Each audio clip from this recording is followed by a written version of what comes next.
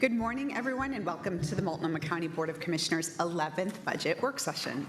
Audience members, I want to start by asking you to please silence your electronic devices. For those presenting today, please turn your mic on when you begin speaking so that the red light or the green light is showing, and off when you've completed your remarks so the red light is showing. For all presenters, please state your name for the record before speaking or responding to questions. And today's first briefing is on the Department of County Assets. So good morning, everyone. It's great to see you. I will turn it over to DCA Director and Interim Deputy COO, Tracy Massey. Good morning. Good morning. Thank you, Chair and Commissioners. Our CBAC member hasn't yet arrived, so we will bring them on probably mid-presentation. But I'm Tracy Massey. I am the Department Director for County Assets, and I use she and her pronouns. My team and I are happy to be here to present to you in this budget work session. My leadership team members are here today: Dan Zalko, Sophie Wilson, Sim Ogle, Karenza Mock. The rest of my team is in the large crowd here and ready to answer questions. I want to thank each of them really for their professionalism, their commitment in developing this budget and serving our community. I know Rachel Pearl yesterday said that her leadership team was the best, but I'm here to say mine is.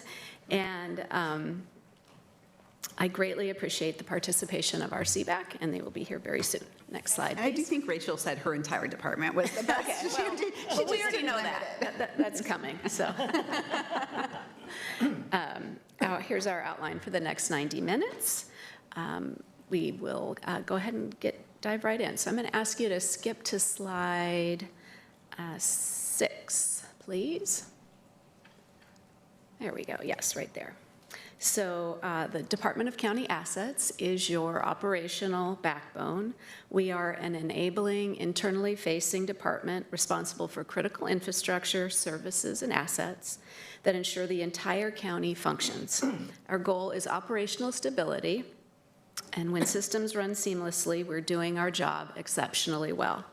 The strength of this foundation rests on our dedicated, skilled, and knowledgeable staff, which we actively cultivate through activities like our annual all-staff event to ensure continued high performance and collaboration. And this is a photo from the most recent event. Next slide, please. All right, so as a reminder, DCA consists of information technology, or IT, facilities and property management, or FPM, fleet and our related motor pool, distribution, records and archives, and support through our business services and directors' offices. We envision a thriving community built on information, spaces, and services for everyone.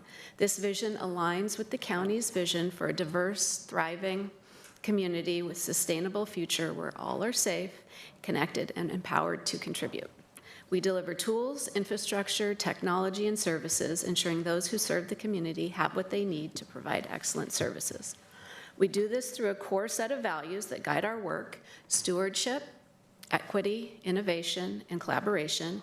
And we have 5 overarching goals that frame our work: excellent service, collaborative partnerships, inclusive workplace, operational effectiveness, and innovation, with a set of desired outcomes, which are internal customers have an outstanding service experience, the county operates more effectively, we recruit, retain high-quality staff, each DCA division has processes for continuous improvement, and the county regularly innovates. This framework aligns seamlessly with the county's strategic plan. Next slide, please. All right, so in alignment with the county's financial forecast, DCA successfully identified $7.1 million in operational budget reductions. Our strategic approach was guided by a commitment to stability and risk mitigation. A couple of highlights here: operational integrity was a key factor, keeping current services, programs, and assets functioning. Safety first, minimizing impacts on safety and security while focusing investments on its essential infrastructure. Strategic risk management, applying reductions across all divisions.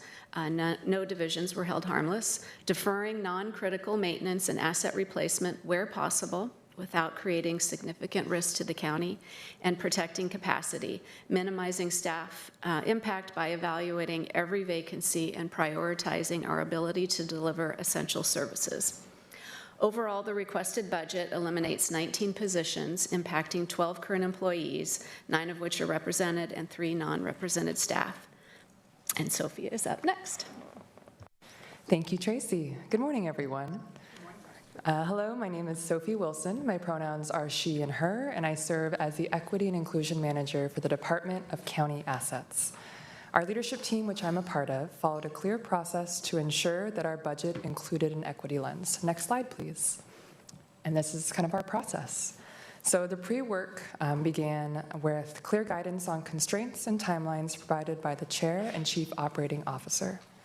In the work sessions that we held, DCA division leaders identified proposed reductions. We used the DCA weighted matrix, which I'll show you in the next slide, as one factor to inform decisions during this stage. The senior leadership team reviewed these together, discussing the specific impacts of each request. In the decision and proposed budget stages, the senior leadership team reviewed final recommendations from the COO and ultimately submitted a prioritized budget. Next slide, please. So the DCA weighted matrix, which I alluded to earlier, shown here, was one factor used to inform our proposed department budget. It helped remove subjectivity from the decision-making process. The matrix is divided into 4 categories based on the chair's priorities: safety and security, equity, impact on programs, and the county-wide strategic plan. Each of these questions were answered, and those scores were used to calculate a final weighted score. Next slide, please. I shared how equity was embedded in the department budget decision-making process in the previous 2 slides, and now I'll share the practical application of equity through our 6-step program offer process. So in step 1, I engaged our DCA staff directly by training what we call our equity and budget reviewers. And these are DCA staff who volunteer to review program offer language. And these are staff both represented and unrepresented. And I also trained our DCA managers on our specific DCA equity and budget toolkit that included questions related to the county's equity and empowerment lens, strategic plan, and how to use plain language, which is writing something that's easy to understand the first time that you read it. This toolkit is a required resource for writing program offers for our managers. In steps 2 and 3, managers use that toolkit to draft their program offers, often consulting one-on-one with myself and our senior equity and inclusion analyst. These manager drafts are then reviewed by our equity and budget reviewers, and managers make edits based on that internal feedback. It is an iterative process that includes, once again, represented and unrepresented staff and management. In steps 4 and 5, the leadership team, including myself, reviews the final draft. So I read through every single program offer with that equity lens. And during this time, we also engage with our Community Budget Advisory Committee. In step 6, the final vetted budget is then submitted to the central budget team. As DCA's Equity and Inclusion Manager, I directly support our department's budget processes. I take this responsibility seriously because our budget is a reflection of our department's equity values. And with that, I'll pass it back over to Tracy. Thank you, Sophie. Next slide, please. Okay, so DCA's approved operating budget is $428.9 million, and this is the full amount, which includes capital. The capital work session is tomorrow, and today we'll be focusing on DCA's operation budget. Next slide, please.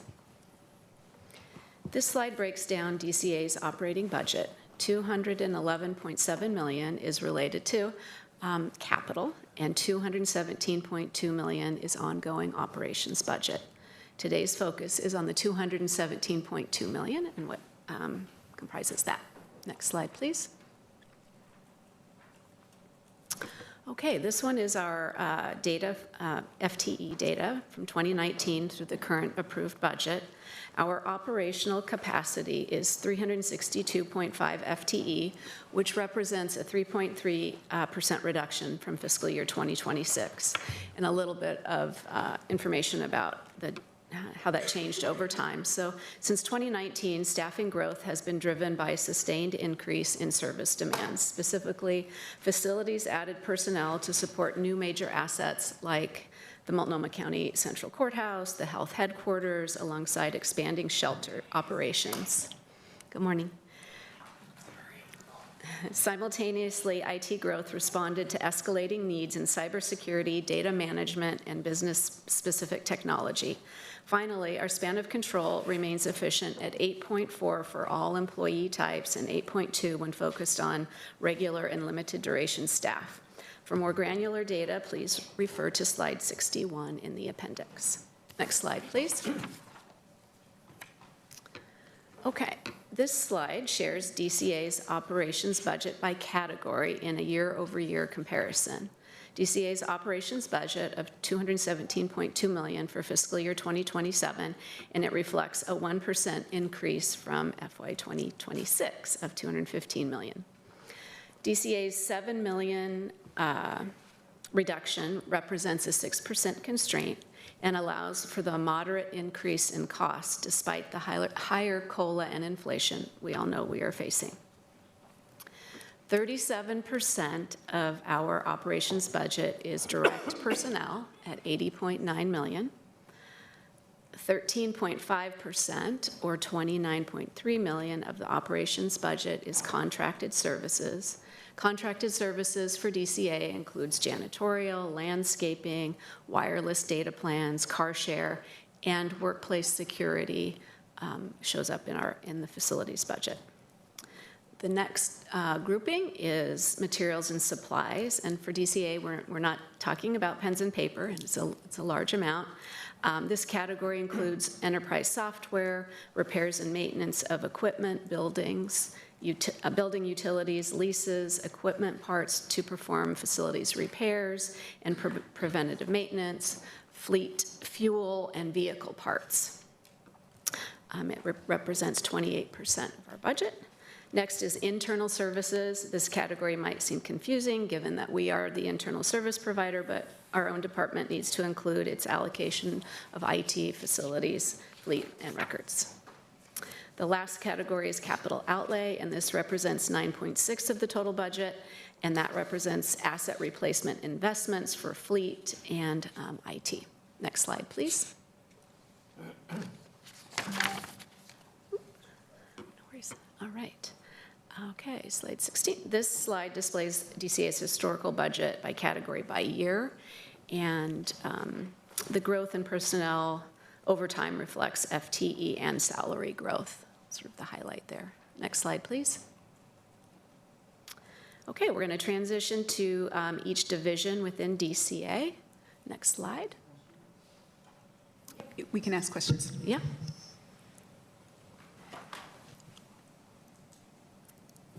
What is around our self-insurance, which I assume is in personnel? Self-insurance, our insurance is going to be covered through Department of County Management. Okay, but that is part of the internal services number? Only for the staff of DCA. Okay. Yep. Okay, I guess what I'm trying to ask is the amount that every department is charged per employee is, I assume, health insurance. For health insurance, yes, for health insurance. What portion of the internal services charge is DCA? Right. So what we're talking about in this presentation is facilities, Yeah. IT, fleet, records, motor pool, distribution, and sort of the support functions. My dear friends and my boss over here, he's going to be talking about DCM, and that will include the county's health insurance, self-insurance. Okay. So internal services, that's going to be covered, and indirect is what's going to be covered through DCM right after this. Okay, but facilities, IT, fleet, that is still part of the per employee charge? Or is it, I'm asking, like, is it? So it's per department. charge for the internal services that's Okay, figured but it's for. not added to the per employee. I'm sorry, can we take that question and follow up? Like, right in between this meeting? There isn't a per employee charge for, For any of the, well, For DC. but you have facilities, right? yes. So if I'm the health department, is it are you just billing the health department a lump sum? Or is it, how do you calculate? Yes, so how How do how do departments pay for DCA? Yes. So we use an allocation methodology, and for each division, it's done a little bit differently. For facilities, it's based on actual building costs for the buildings that they reside in, plus overhead and administrative. And it's basically based on usage and how much, where your programs are operated. And that's just charged to the department? Yes, it goes into their budgets, so our budget shows up as a line item in their budgets. Okay. Right, and then we actually bill them actuals over the course of the year for all of the services. Okay, so nothing is tied on a per employee basis, it is just a departmental line item? I would say it's complicated. I would say yes for DCA and the things that we're Right. going to be hearing Yeah. out here. It might be different in terms of like the health insurance and some of those more individual costs, but we can get into that with DCA, that piece of it.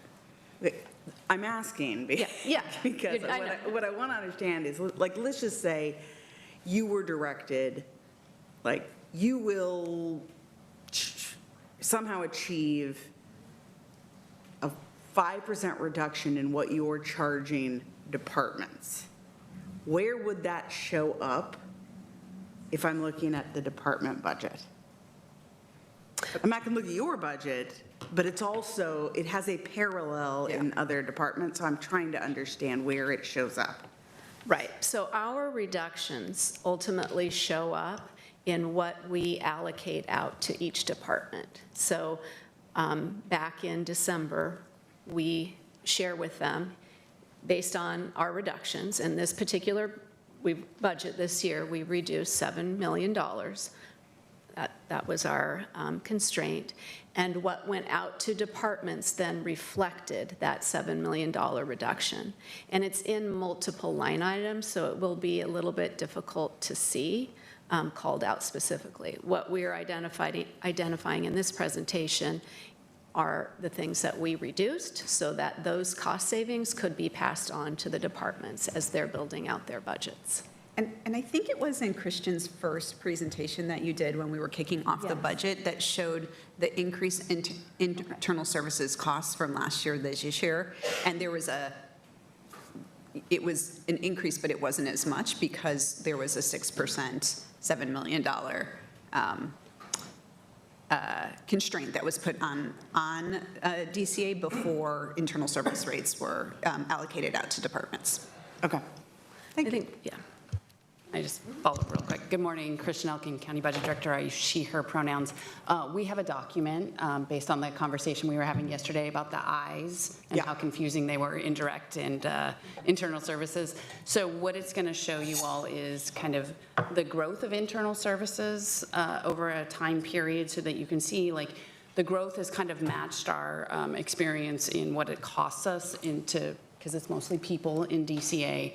And then this next year, what you see is a growth rate of like 1.7%, which essentially says at 1.7%, we're not covering our costs, so we must be making reductions. And then it's going to break it out by each department and show you the different types of internal services, so IT, facilities, fleet, and it's going to show year-over-year growth from 26 to 27. And most of that you'll see is flat, or if it's growing by way less than what our expenditures are growing. And then in some instances, you'll see that certain departments might have growth, not as much anymore, but like last year, if we would have looked at homeless services department, right, as they're adding buildings to be able to serve people, you would expect to see that growth there. So some of So individually, each department will have a little bit of a different story to tell depending on how reliant they are on different types of services from DCA. Great. I'm going to send that out when I go back over and sit in that chair. Thank you, Christian. Okay, next slide, please. Okay, so let's see, this slide, DCA's operating budget and FTE count by division is presented here. The division with the largest number of FTE is IT. However, facilities is the larger budget, in particular due to the large contracted services already noted. Next slide, please. Okay, we're going to move into detail about DCA's Director's Office division budget, which includes our equity and inclusion and HR staffing. Next slide, please. So how does the Director's Office deliver? We provide leadership direction to 387 employees, and as an internal service department, we serve the entire county and the entirety of our more than 6,000 employees across the county. We are focused on employee engagement, activities and communications that foster safety, trust, and belonging, as noted on this slide. In the most recent county-wide employee survey, DCA's belonging section results showed increased favorable results over time. We had a higher percentage agreement regarding belonging in one's team, department, and county, ranging between 91 and 92%. In addition, 86% of staff agreed with the statement, "I feel valued here," compared to 79% countywide. The Director's Office is focused on strategic alignment with the county's strategic plan, as well as close coordination and alignment across our divisions. Next slide, please. The operations budget shows a decrease of 2.3% within this division, which reflects the reduction of one human resources FTE. This is a filled position. Next slide, please.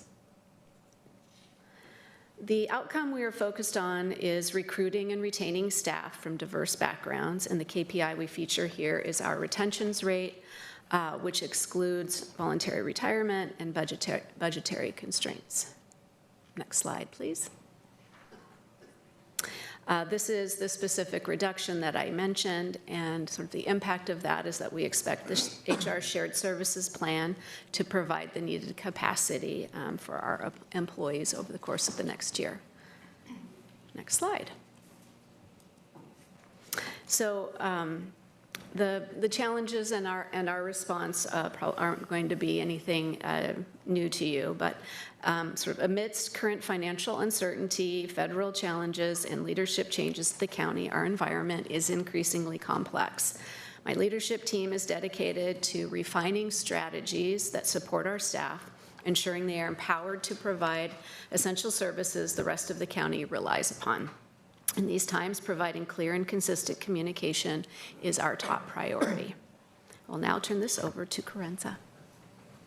Thank you, Tracy. Good morning, Chair and Commissioners. My name is Carenza Mock. Pronouns are she, her, and I am DCA's Deputy Director. I will begin by discussing our Business Services Division. Next slide, please.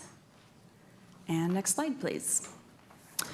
The DCA Business Services Division operates to empower our customers perform their roles in serving the community. As stewards of public funds, the division performs procurement and contracting, finance and budget functions, ensuring compliance with policies, laws, and best practices. Our work is complex. We negotiate the county's IT contracts, conduct solicitations for large-scale construction projects, convert detailed invoices into payments, and we utilize an internal service fund model to recover costs from all other county departments. We're also very busy. As you can see here, in the last full fiscal year, which is fiscal year 2025, we processed over 1,200 solicitations and contracts, 6,700 P-card transactions, and 20,000 invoices. We developed, monitored, and accounted for our more than $425 million budget. Next slide, please. For fiscal year 2027, business services budget will decrease by 0.7%, and 2 FTE, which I will detail in a few slides. Next slide, please. For business services, one of our outcomes is for suppliers and vendors to receive prompt payments, ensuring every partner is treated fairly. One key performance indicator that speaks to this outcome is the number of invoices settled or paid within agreed-upon terms, as is indicated here.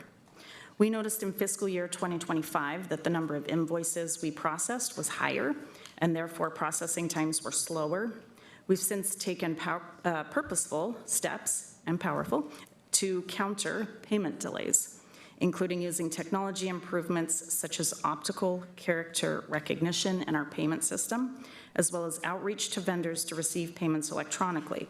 These efficiencies are successful, and we anticipate continued improvement in fiscal year 2027. Next slide, please. So as I mentioned on a previous slide, we are reducing 2 filled FTE in business services, 1 budget analyst and 1 procurement analyst senior position. The cumulative reduction of 5 staff positions over 2 years in this area, in addition to increased workload, means that we are prioritizing critical services, which does result in longer overall customer timelines. Through the county's Finance Shared Services Initiative, we anticipate for our purchasing and finance staff to move to DCM in fiscal year 2028, and we will continue to provide a high level of service throughout that transition. Next slide, please. I have a quick clarification. That movement for your finance staff, that doesn't include things like project management or procurement for construction, does it? So the Shared Services Initiative is sponsored and run through DCM, so I'll just speak to what I'm aware of, and that is the positions are still being identified, but those that are touching finance and certain functions that will be centralized will the ones be associated with it, and we'd have to look exactly at the titles of those roles in those areas. They don't exactly match what one would think, right? We do have finance specialists and things like that, which I anticipate would be centralized, but there might be an outlier of somebody with a different title in that group that could be included in that move. Commissioner Moyer, just to clarify, the project management will remain within facilities and IT, as opposed to the contracting procurement side of it. Yeah, I'm just wondering, like, you know, if I'm running a project and there's an invoice, if I'm the project manager, I would assume I look through and be like, no, we're not at 80% complete. You're at 60. I'm not playing 80% complete on that item. Is that function still with DCA on the projects? It's not going to go over to somebody who's not tracking the project, who gets an invoice, and it's like, great. Yeah, Commissioner Moyer, absolutely. The project managers look at every invoice, and that will continue. Yeah, and just to add to that as well, one of the other initiatives by DCM Central Purchasing has been contract administration and refining our processes there, which also includes invoice approvals and making sure that the right people who are in the know are approving those invoices and then getting it to the people to pay the invoices. Sorry to interrupt. Yeah. So in business services, we have the current challenge of tracking and forecasting county expenses in a volatile environment due to inflation, policy and funding shifts, and tariffs, all of which have been especially prevalent in the IT, construction, and automotive industries. In response, we're working with those divisions and tracking spending and industry trends, and then forecasting as closely as possible to remain within budget. Next slide, please. So next I will discuss the Fleet, Distribution, Motor Pool, and Records and Archives Division. These essential areas also report to me as Deputy Director. Next slide, please. I will actually read this slide a little bit. Apologies. I think the verbiage was carefully selected by our team and really kind of shows our impact. So Fleet collaborates with county programs to purchase, maintain, and repair the vehicles they need to serve the community. Distribution provides mail and logistical services for county operations, including transporting vaccines and prescriptions, equipment, and client records between 93 mailrooms and labs. Motor Pool provides safe, accessible, and cost-effective vehicles for work-related travel. As noted here, in fiscal year 2025, the teams maintained over 800 vehicles and equipment, performed over 1,000 preventative maintenance services, processed 431,000 pieces of mail, made 253 special deliveries, and supported over 38,000 driving hours of motor pool vehicles. Next slide, please. Records ensures that county departments manage, protect, and dispose of public records in compliance with legal requirements. Archives helps the public and staff find historic records in person or online. We preserve, digitize, and organize records with enduring value. In fiscal year 2025, the Records and Archives team managed the 339,000 electronic records filed in the Electronic Records Management System and the 6,200 views in our online archive system. Next slide, please. For fiscal year 2027, this division's budget will decrease by 0.9% and 1 FTE, which I will detail in a few slides. Next slide, please. One of our outcomes for this division is for county programs to have access to vehicles that allow them to serve the community both safely and reliably. One key performance indicator that supports that outcome is fleet technician time spent performing repairs and maintenance. Automotive technician industry standard is for 70% of staff time to be direct hours performing maintenance and repairs. The other 30% is called indirect hours. And so that's where people are taking their leave, cleaning up the shop, attending training, meetings, obtaining parts, recording service notes, participating in employee resource groups, et cetera. We are on target to be at 70% next year, ensuring the balance between our staff needs and our customers receiving best value. Next slide, please. So this division made several reductions, including one filled FTE, a distribution driver. We also reduced shop equipment replacement, facility service requests, and our own vehicles and vehicle replacement schedules. Impacts include reduced ability to provide special delivery services and timely mail services, delayed repairs, as well as aging loaner vehicles for fleet customers. Next slide, please. Actually, before we leave that slide, just a question about the motor pool and the fleet. And I raised this issue when we had the two previous work sessions on our climate policy. And I think last year we were told that the number of electrical vehicles had doubled from 2 to 4. I'm just wondering whether in this year's budget there's any additional changes in the fleet related to that. And the spirit in which I asked it during the climate changes is there's a lot of action items or proposed action items and policy changes proposed in the climate policy. And I'm very focused on the ones that we actually have control over, and this is one of them. And so I'm curious whether in your budget there's any progress made on electrifying our fleet. Yeah, it's a great question. It's very complex, the topic. A lot of considerations, and going electric or alternative fuels on a larger scale with a fleet has a lot of expense to it, a lot of project management, a lot of costs and resources needed to make that transition. We don't have any dedicated resources currently in fiscal year 2027 budget to make the transition. We're doing everything that we can with current resources. And so what that looks like is we are obviously doing a lot of shopping and seeing what options fit our customers from the performance side, right? So not all vehicles are made with an EV equivalent for the performance.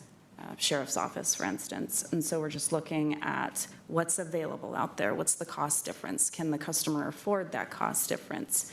Because it's their vehicle, they're the ones that pay for it. We're looking at the infrastructure in place. Does that site have infrastructure? And if not, can we get it ready to have the charging infrastructure? Are they take-home vehicles? What does that look like from the HR perspective? So lots of considerations. We are inching along with current resources.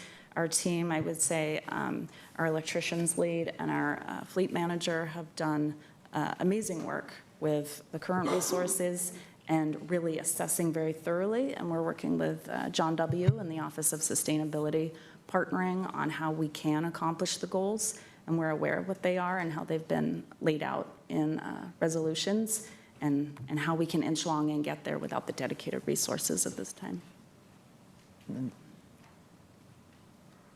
So we looked at a lot of different options, but this budget doesn't have any material changes. The other question, I think is the summary, I would say. So the other question I would have is, how many people work in this building? Around 700. Around- Sorry, I think around 700 people are assigned to this building. Yeah. So I'm curious because the garage that many people park in, speaking of infrastructure, has essentially one or two slots that you actually could pay for to charge the employees, the 700 people who work here, who maybe many of them have a parking spots, but they're never available. I'm just curious, anything in this budget that would expand access to electric charging for the people who work in this building? Again, I'm looking at the things that, this is going to connect to the policy discussion that comes to us later on, the things that we actually can change. Yeah, Commissioner Brim Edwards, I'll take that one. The short answer is no. There's nothing in the budget to add charging stations next fiscal year. Our focus on the charging station fronts is for fleet vehicles or for clients. And so as you saw with the library capital bond projects, and as we'll see with the Rockwood Clinic, where we add charging stations either for clients of the programs or in the case of the Library Operations Center, for fleet vehicles. So there has not been money or an emphasis on infrastructure for employees. Yeah, I just make the point that there's all sorts of things in the policy where we're telling other people what to do. It seems like our walking the talk to be able to do it. And I love that the libraries have that. It's great. But it's also, again, if we are trying to make adjustments based on climate and the things that we control, like our employees are part of the larger carbon footprint if people drive here to work, especially if people are required to work in office. Another question related to the fleet: what impact has just from a cost standpoint, has the recent surge in gas prices had on us? Is that something that's like material or not? Yeah, it's surprising. In one of my earlier slides, I mentioned how closely we have to monitor these industries and then forecast out. We were watching it so closely for fiscal year 26 that we magically predicted that our utilities, which is our fuel consumption in our fleet budget, was going to be higher. So while fuel, I think, went up within the last 12 months by about 40%, depends whether it's diesel or regular fuel, but on average, 40% for West Coast, not California, is how it's defined. But for us, we are only forecasted in 26 to go over that utilities piece by 10%. So, It's 100,000. so because I don't know what the denominator is. What does 40% mean? Sorry, I'm just trying to figure out. Yeah, I'm sorry. So we, in every fiscal year, we have to budget for fuel. And we projected that things were going to increase. Our forecasters and our budget team were seeing enough indicators that we erred on the side of budgeting more into that. And if we had not forecasted that way, then we'd be looking at a 40% increase in this fiscal year. Yeah, I'm sorry, maybe I'm not being clear. Yeah. The question I'm asking is like 40%, what does that translate into dollars? I'm just trying to figure out, Oh, okay. Is it $2,000 or is it? Yeah, 50,000. going on memory, I think we're 1.2 million for that utilities line in our fleet budget. And so 40% of that would be. 40% of 2 million? So 1.2 million. increased. We had budgeted 1.2. I can get you the And you went exact to, it went to figures. 2 million. Right, yeah. That's material. Yeah, we're And that's- anticipating 27 to have that impact. Could be 8 or 9 FTE. Okay, thanks. So, sorry, just to clarify, because now I'm confused. Let's not do public math. Let's follow up on this question, okay? I'm not Christian's quite favorite sure. line. I mean, it's on the next slide.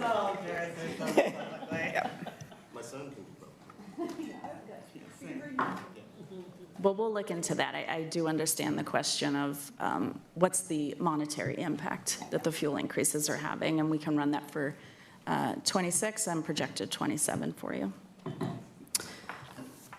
Okay, so the challenges, certainly in fleet, are related to that constantly changing automotive market and identifying vehicles to meet our service needs.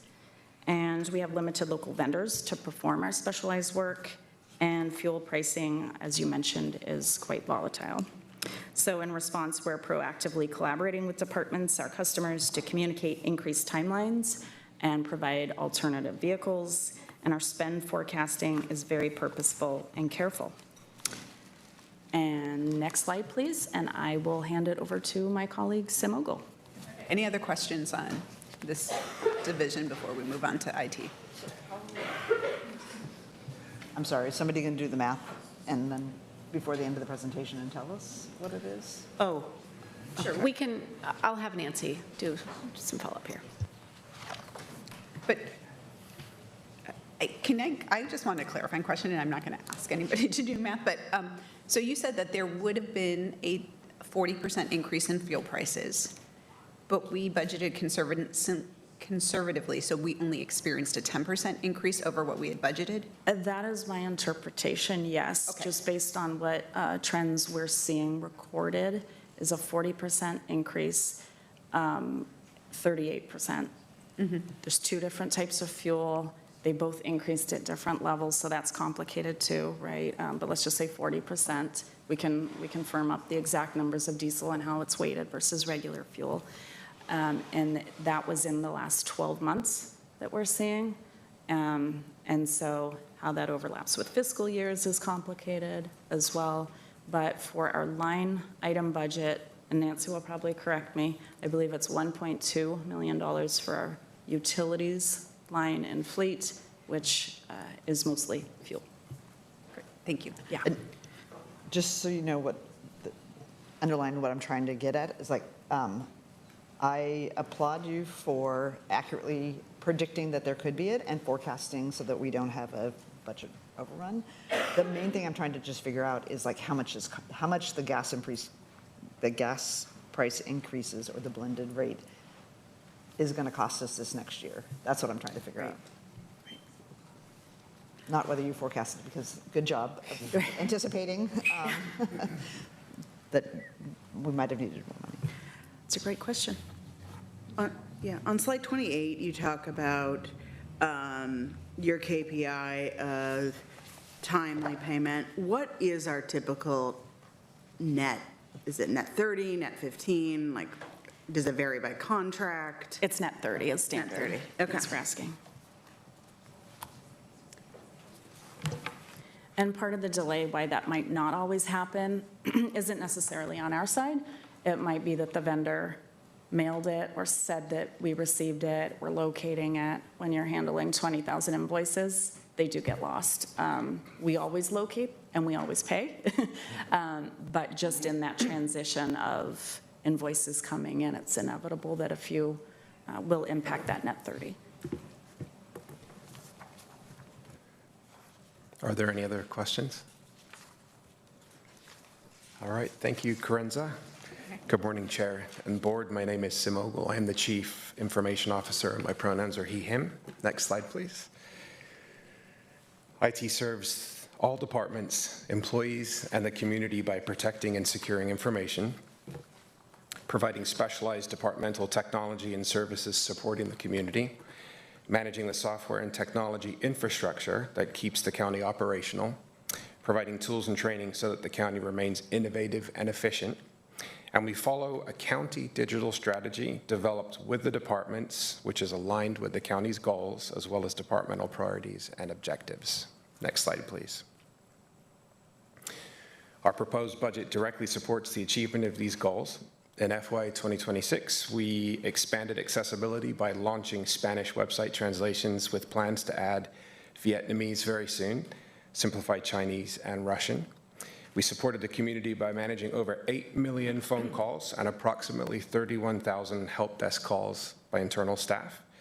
We delivered critical public-facing solutions, including an online portal for elections, new technology to detect vision loss in the East County, a contract management tool for the Homeless Services Department, and the Case Companion application to support survivors of crime.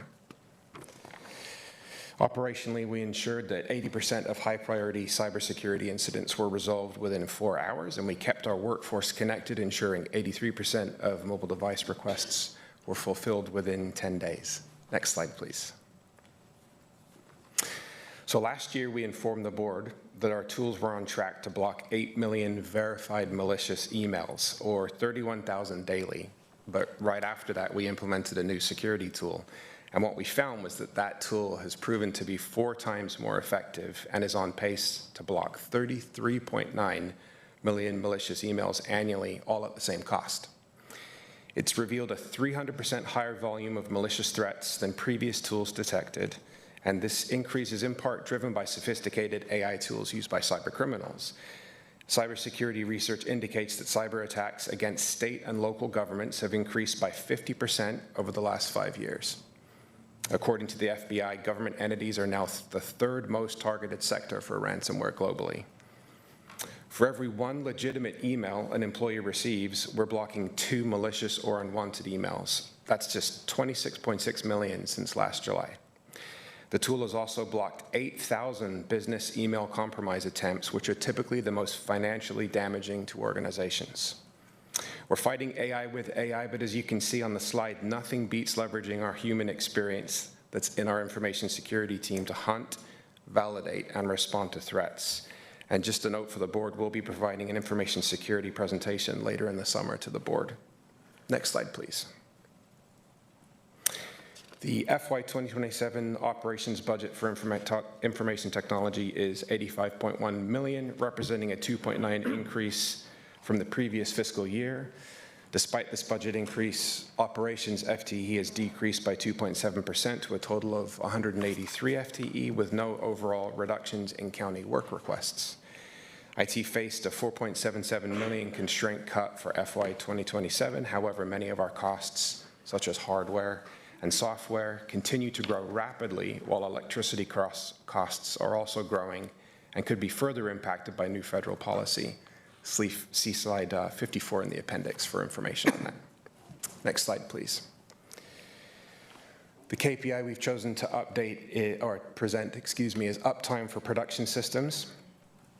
Reliable technology services means that our departments and IT can deliver services to the community without disruption. We target a 99% uptime for continuous secure delivery of essential community services. This means that across roughly 1,500 systems, we're ensuring that downtime is always minimized, an average of roughly 14 minutes per day. Next slide, please. Talking about reductions now, IT is taking a total constraint reduction of $4.77 million and 8 FTE. One of the largest savings we found, $1.29 million, comes from deploying Chromebooks to staff, moving from web exports to Google, and reducing Microsoft licenses and equipment replacements.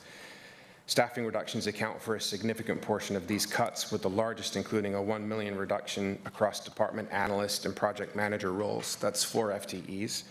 The loss of a senior manager, 1 FTE, a systems administrator, 1 FTE, and a $700,000 reduction in business systems analysts and professional services that account for 2 FTEs. These reductions include 4 filled and 4 vacant positions. I will discuss reduction-related impacts to the county and our services on my next slide. Next slide, please. So in terms of challenges, our data infrastructure has doubled over the last 4 years, yet IT data supporting FTE has contracted for a variety of reasons. making the growth in organizational data requests challenging and in need of a sustainable path. Also, the demand for AI training and efficiency opportunities is growing exponentially, but we have limited dedicated staff in IT to support this.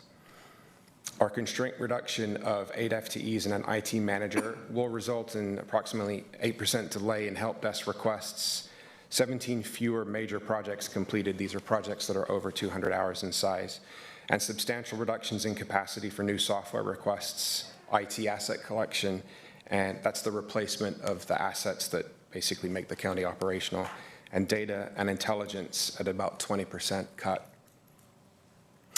One concern we're monitoring is that our mean annual growth since 2021 is exceeding our budget growth by about 3% annually, primarily because of double-digit increases in software costs.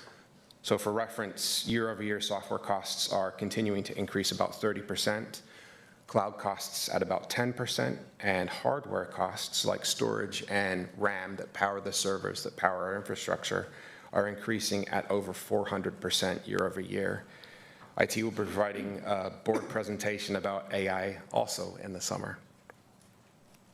So what's our response to this? We want to set ourselves on a sustainable long-term support path, and that is going to result in a few things. We are developing a new county data strategy that will also establish guardrails for staff. We'd hoped to start this last year, but that was impacted by budget cuts. But this year, we will be rolling that out, and we want to enable departments with improved data capabilities. It's going to take a few years for that to come to fruition, but it's going to be a very positive change for the county. We are providing AI literacy training for all staff, updated policy guidance and training resources to empower and upskill our workforce. And we will also provide realistic resource projections to the COO's office to implement these changes and ensure that we have a long-term path for sustained innovation at the county. Next slide, please, and I will transition to my colleague, Dan Zalko. Yeah, let's see, are there any questions for IT? Commissioner Singleton. Oh, I always have something to say, don't I, when you come up here?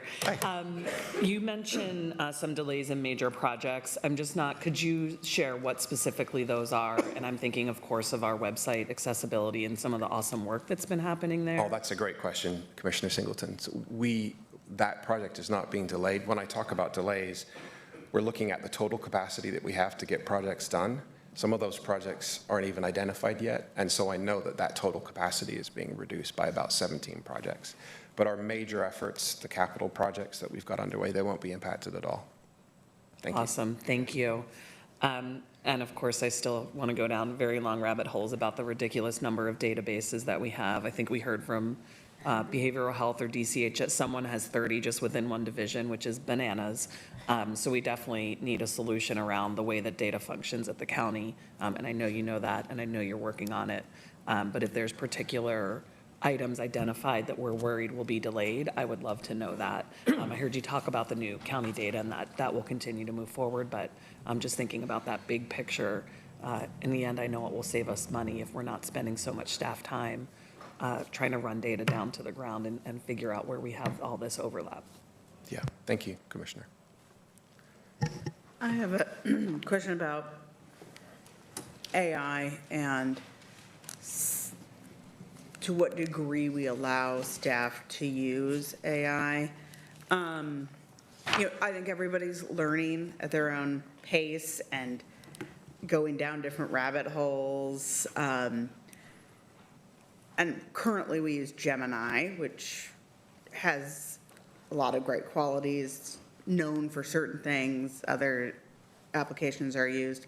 But I'm thinking about how a department or even a division, if they are interested in having some, AI tools developed with your department, is that, I think about things like there's a lot of technology now that can help clinicians do case notes. There's technology that helps, field-based caseworkers automatically fill forms as they're literally talking to a client so that, we are really reducing workload. And so I'm just wondering, what is that relationship back and forth between departments maybe identifying where they would like to utilize tools and your department and how we continue to protect the information we need to protect, but also innovate in a way that can help reduce workload? That's such a good question. So there are, I think, at least 3 things in there, so I'll try and hit all 3 of them. So we use Gemini because Gemini is privacy protected. Nothing we do is used to train Google's models. Nothing leaves the county, basically. And there's not many vendors that provide that level of security and privacy protection. So the second question is maybe how do the departments work with us? And I would say that they are incredibly innovative. To touch on one example, the health department is particularly innovative with technology, primarily because the FDA has approved a number of tools already for use. And so outside of IT, we have a broader AI steering team, which is made up of directors and chiefs and managers from across the county. And we review all requests for AI use that are riskier. We talk about it in terms of low, medium, and high risk. So we are reviewing the medium and high risk ones. And one example is the health department wanted to implement a new tool precisely for what you just indicated. That's for transcription and translation. And that was tested and then implemented when we saw the efficacy of that tool. And it's saving clinicians something like 2 to 3 hours per day. Patient scores have gone up in the health department because of that tool. And that's just one example of tools we've rolled out that we have approved. There have been some we haven't approved because we felt it was risky and didn't align with our responsible principles and also the county's values. Was there another question that you had, Commissioner Moore? Yeah, what ability does your staff have in certain, and I am no AI expert, so I may say this wrong, but I know, like, I think it's with Claude, you can create agents. Yeah. And you can pull data, like, you can do things internally. Yeah. I cannot say about the safety of that, but like, you can create agents that are going to do functions over and over and over for you. And you can create a whole series of them, and so that every day you're getting a report, or it collects a bunch of stuff and analyzes it for you, whatever that is, but things that are very personalized. Yes. Before the work. There's not a product you're going to buy off of a shelf, but it's, really an effort of somebody who knows how to do this work and somebody kind of talking through what it is they want. Do we have that ability and expertise internally? So if we had, a group of, a team that's like, we really would like to be able to look at data this way, or we'd like to be able to send these whatever it is. We do. We do. We have so there's, I guess, 2 parts to that. We have the expertise. Whether we have the capacity or not is dependent on our total work that we've got. But we are actively working on the projects that you're talking about, and also guidance for staff on how they can use our existing privacy-protected tools to do some of these things. Later in the summer, we'll be rolling out, for those that want to use it, Gemini for Everybody. And that will accompany a new policy. It will accompany training and AI literacy for staff. And it also, what I'm excited about too, is we will have change or technology champions from the departments working with us in a sort of train-the-trainer concept to go back to their departments and enable that type of technology where it's most needed to answer business needs in different departments. So we're actively planning for it. Great, thank you. You're welcome. Sim, I'm sorry. Did you also note that we are planning a full briefing for the board? I did, yes. Okay, That's just going to be in the reminder. summer. So Yeah. just a reminder, we will be providing a briefing to the board on AI in the summer. Yeah. Question. First of all, great job at stopping all those malicious emails and spam we get. But that slide was impressive. This is sort of an overarching question because like the departments that have presented to us so far is like, many of them have we have 1,000+ contracts what is the status of our ECM or Enterprise Contract Management System? I think I asked this question last year, I believe, and I don't think we had one. What, Well, the county does use Jagger as a contract management system, like for all of our contracts in the county? Is that what you're referring to? so it's an enterprise system so that anybody could go look at any particular, like, say, Yeah. the, Yeah. any department's 1,000 contracts? Yes. And do we manage the contracts that way? Because it's, most of the departments talk about just the administrative work that goes into, like, updating the contracts as a significant piece of work. So how does that system then facilitate that? Because the users of the systems, and certainly the external parties, talk about our contract system not being very agile, I guess is what I would describe it as, or transparent. Do any of you, I mean, I can answer, but do any of you, or?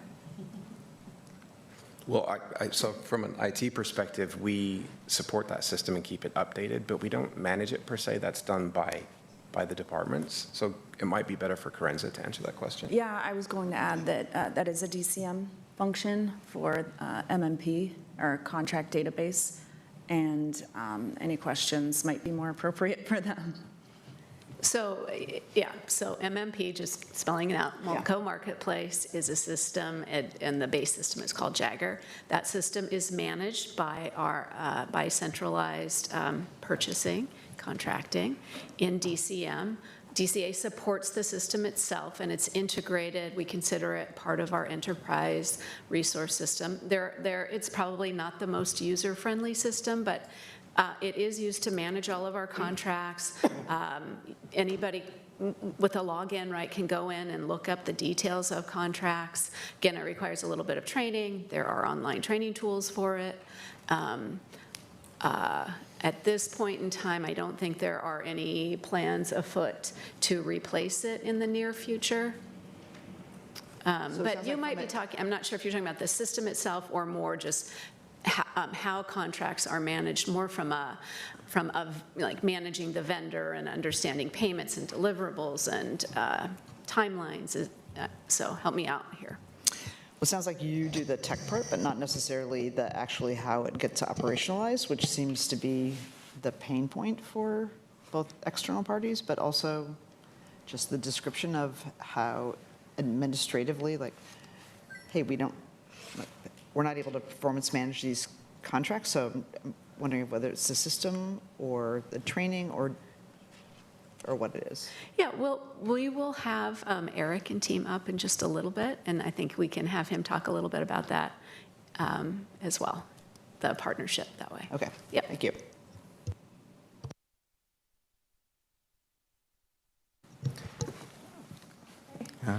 Great.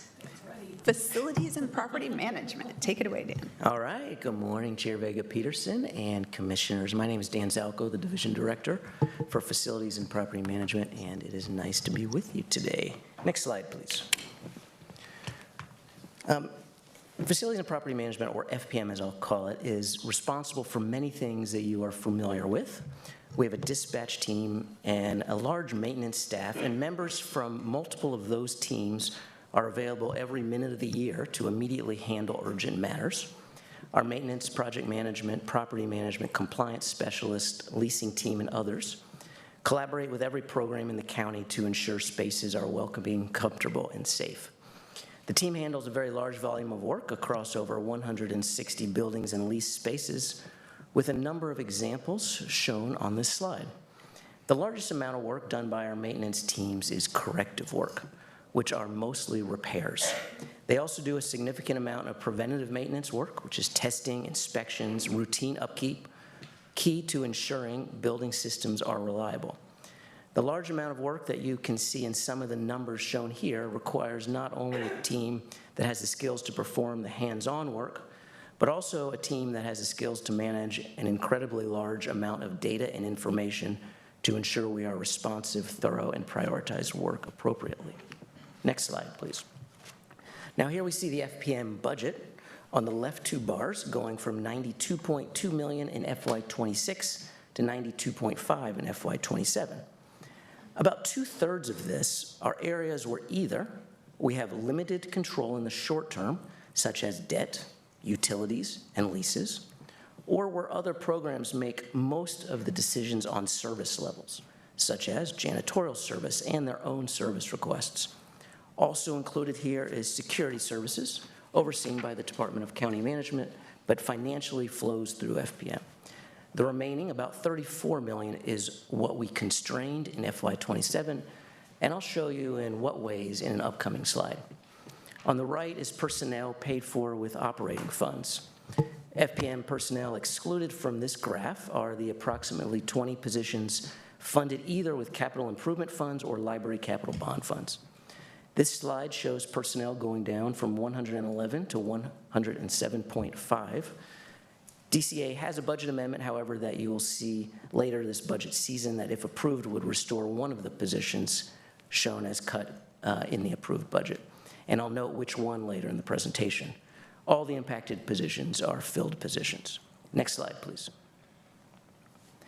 Now, one of our goals in FPM is what is stated on the left of this slide. The building occupants will experience high-quality work from facility staff who will ensure each task or project is completed in a timely manner and the customer is satisfied with the work.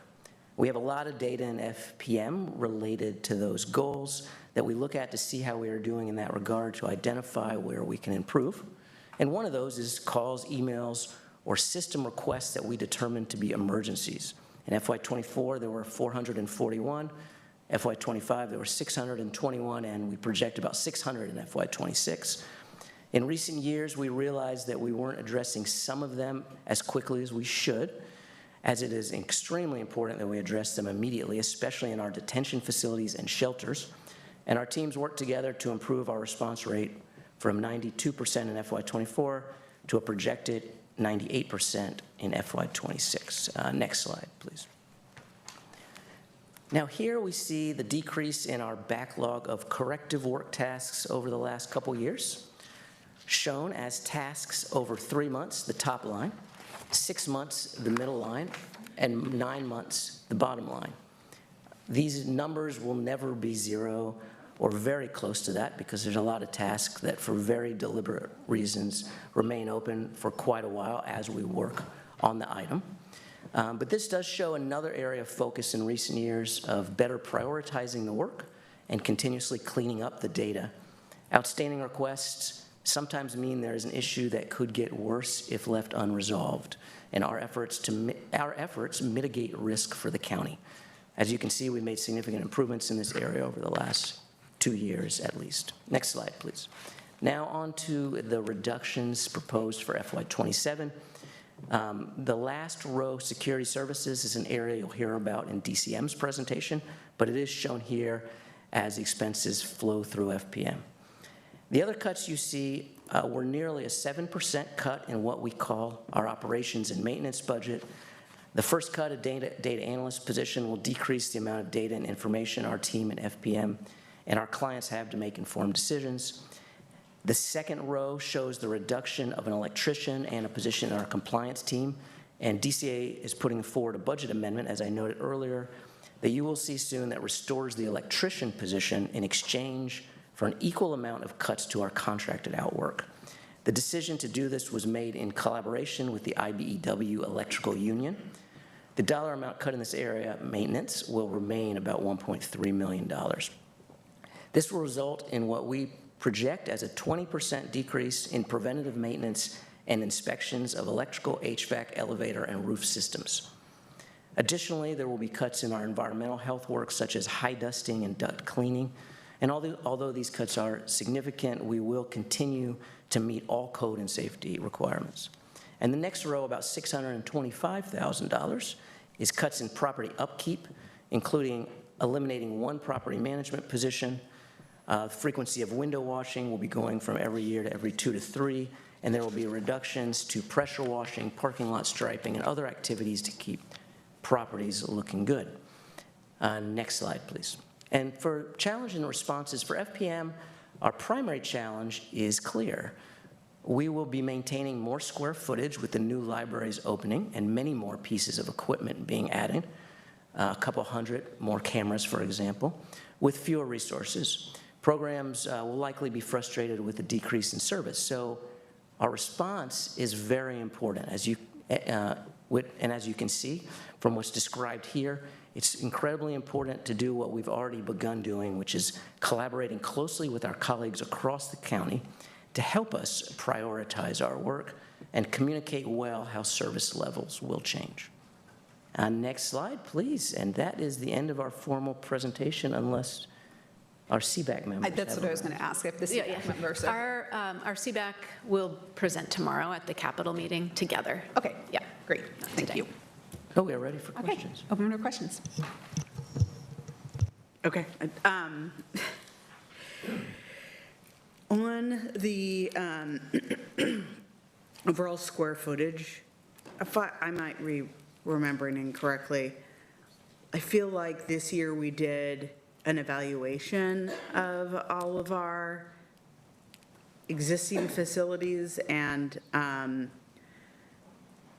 trying to figure out like the right sizing based on kind of our post-COVID reality.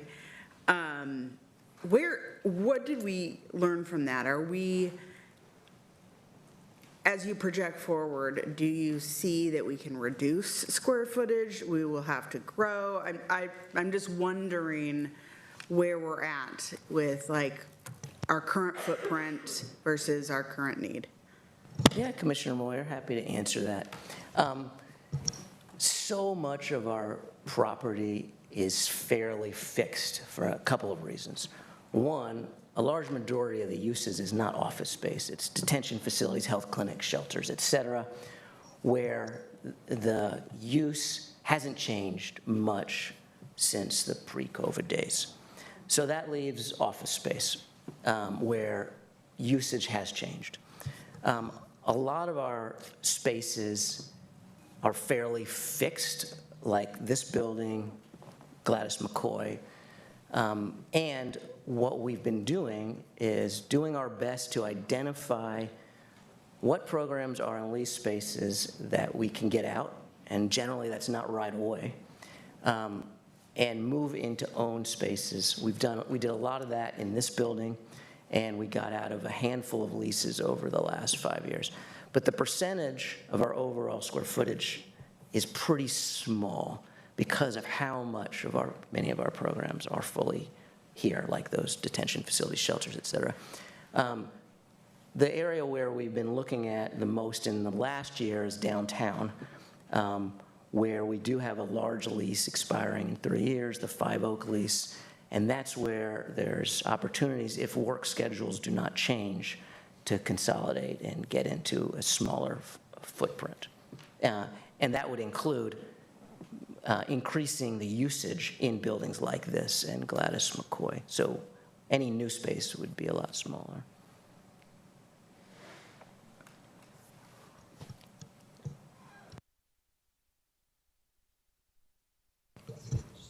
Yeah, just general comments. Just first, thank you for, per usual, thank you for the presentation. Really appreciated your remarks, Sophie, as far as hearing just how you went about as far as determining the reductions and everything.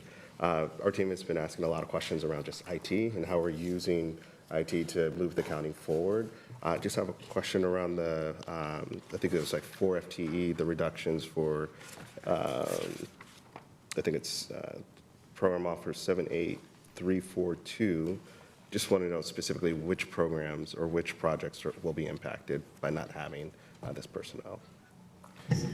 So you can provide that response in writing if you don't. Oh, thank you, Commissioner. All right, we will. And I know actually we're meeting with you.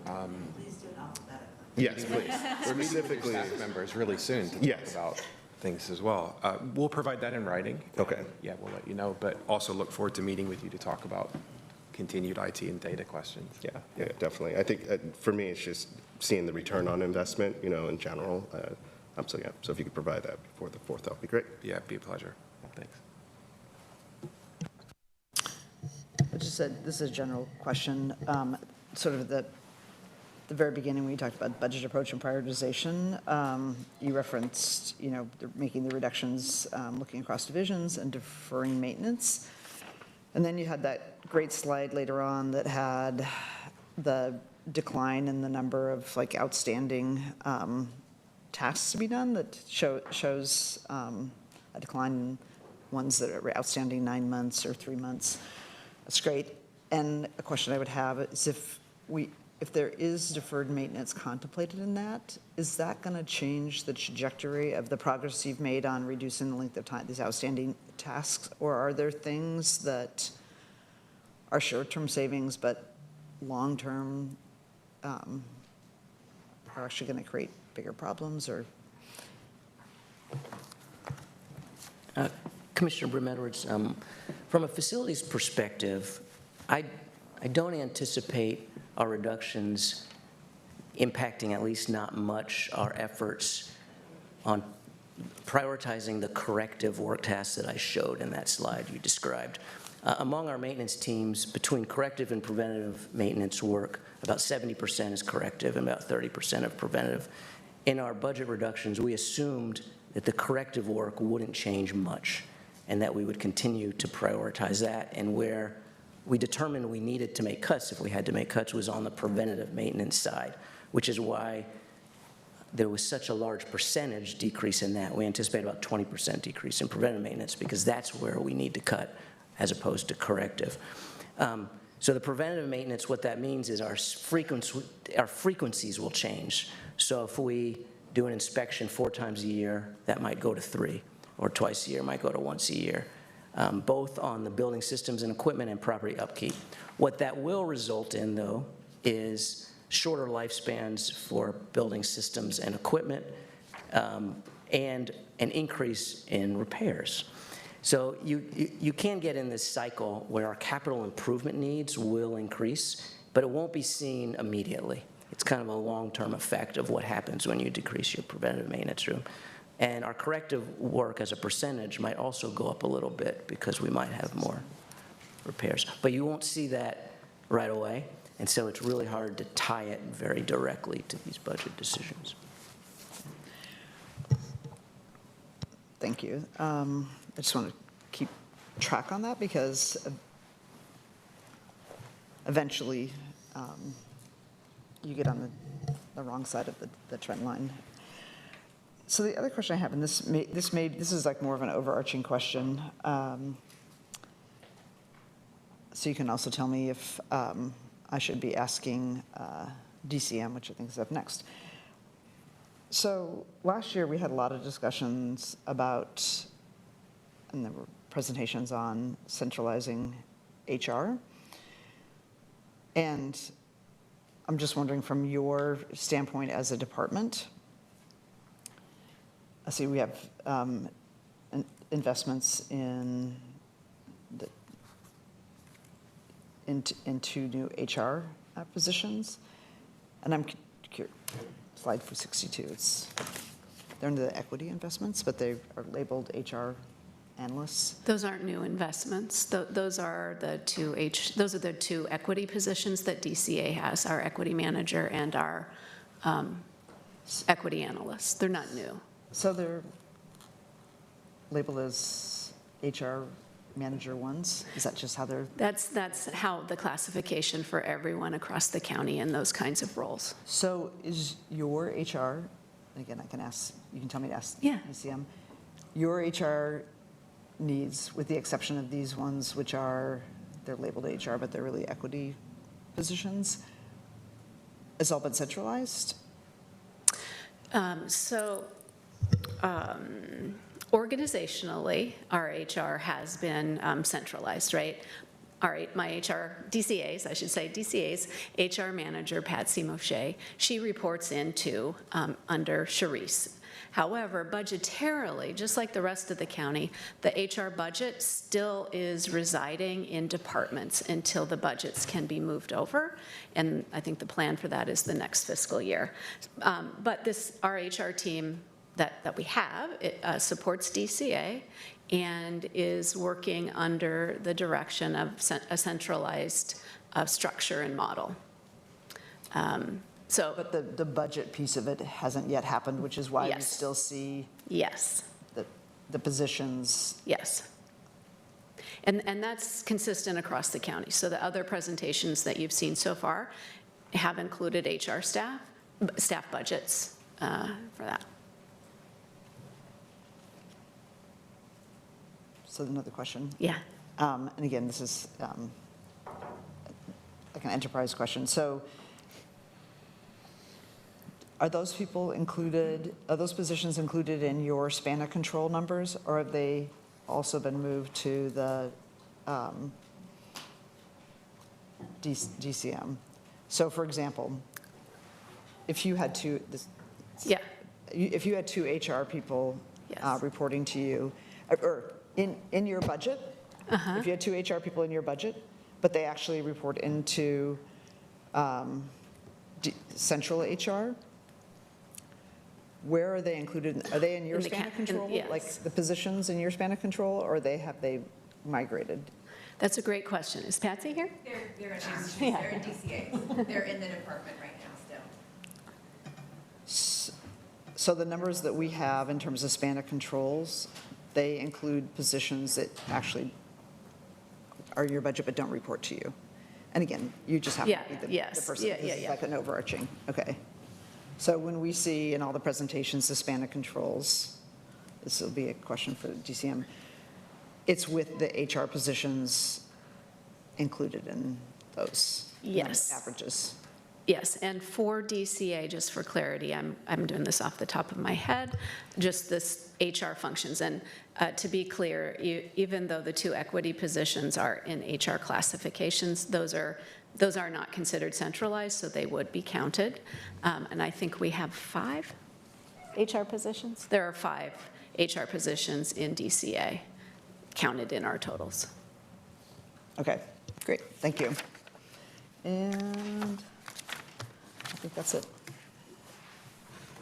Hi.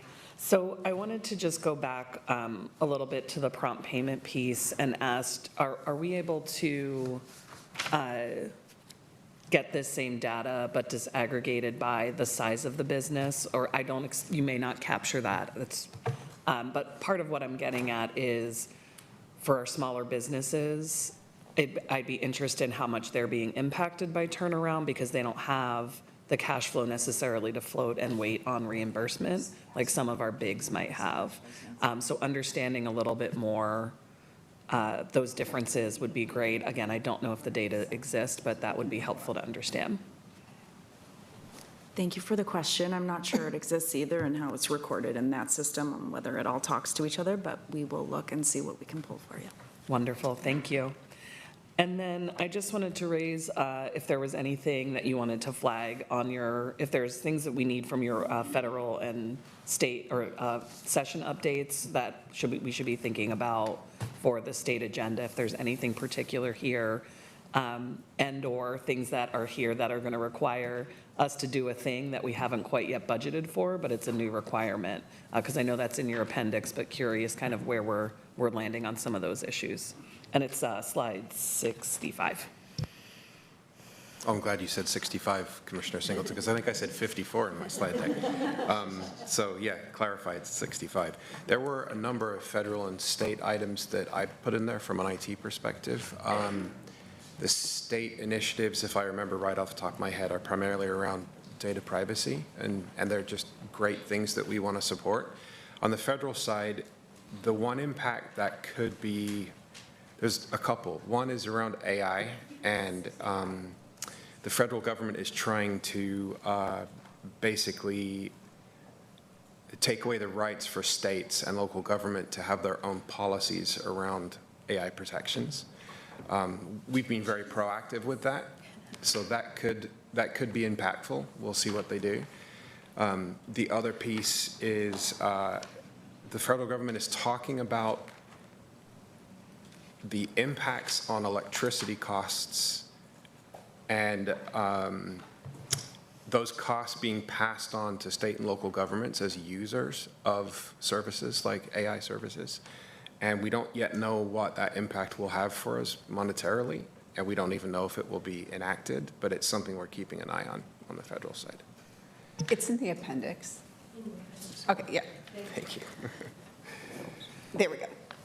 Dan's showing me my notes. Let me see if I've missed anything. Here we go. I didn't print this page. Oh, there is another one too. Thank you, Dan. I appreciate you. There's a note about election integrity. Our elections office, Tim Scott, is fantastic, and we'll be supporting him around that. If there's any changes around the content provenance of elections, IT may have to support that. We're just unsure of what that will look like yet. HR 1, formerly the Big Beautiful Bill, there are a number of reporting impacts for DCHS in particular that will be passed from the federal government to the state and then to us, and we'll have to prove things from a data perspective that will allow us to receive state funding through the federal government. That, I expect, will be a large impact on DCHS and also potentially on IT to support the data needs that they have too. Thank you. And so with a number of those, I'm going to assume the plan is to keep coming back to us as these get more clear. Yes. We understand what the costs might be to make sure we can stay on top of them, and/or where we need to just add to our agenda to push back, even though we might not necessarily win that battle with the feds right now. So that'll be really helpful to know. Thank you. Okay, you got it. So before we close out, just if tomorrow, when you come back, somebody could give me the fuel price. We definitely will. And then secondly, on that particular issue, if, I guess, this is more of an enterprise question maybe, is that the only, I'm sure that's not the only place that fuel prices are going to impact the county. If there's, I don't know how we do this, and maybe I'm looking out into the broader audience, is just like how we're going to capture that this next year, because it doesn't seem like it's going to decrease. Or are we going to make adjustments in vehicle usage to reduce usage of our fleet because of the price increases to stay within a particular budget? It just doesn't seem like a temporary spike. We'll follow up on that and do some analysis and get back to you. Yeah. But I'm assuming, but there was fuel price estimates were also included in the budget for FY '27. That was Yes. built into the budget line item that we have for the FY '27 Yes. budget. Yeah. And so just like with other utility costs like electricity, we budget for it and then do the best we can in tracking the actuals as the year goes by to truly see like how close we are to the budget. Are we above? Are we below? And so that will be the same practice, even though there is, we know that we're living in a time where there's increased fuel prices that are impacting everyone. That is going to be part of the normal way that we will be tracking those things. I guess it's more, if it's not a short-term spike, which doesn't seem like it, it's like what sorts of things are we doing to adjust to it? Other larger organizations I've worked for, when you've had like big fuel spikes, it's like, hey, there's going to be less travel, like either air flights, or we're less, we're going to reduce the amount of reimbursement we're going to do for travel, so people just, do things different, do their work differently. So I guess that's what I'm more looking for, instead of just, well, it's just more expensive, we're going to keep doing the same thing we're doing even with the higher cost versus change behaviors. Right. We'll do some analysis on actually where our fuel is spent. I imagine that a large majority of it is used by certain departments that I don't think cannot drive around. So that's the part that we'll do some analysis for and get back to you on. Okay. I had another question. I'm confused about between your department and DCM, who owns the security. I noticed that in your the reduction slide Yeah. 51. I think Dan forgot to say something in his part. The workplace security reductions will be discussed right next from DCM, and it is a little bit But confusing. it's in your budget. The vendor costs are in the DCA budget. for administrative reasons because of how we have an ability to allocate those costs out through our internal services rates model. It's very bureaucratic, administrative. The program management resides in Department of County Management, which is next, and Dorothy will be here and she'll be talking about those. So you're just the budget holder? We are the budget holder and the biller. Okay, thank you. All right, thank you all. He said that. You hear that part? It's always good to reiterate. Thank you so much, DCA. Appreciate all of the work on this. Now I'm inviting DCM up, who we've heard so much about already this morning. We will, happy to turn the presentation over to DCM.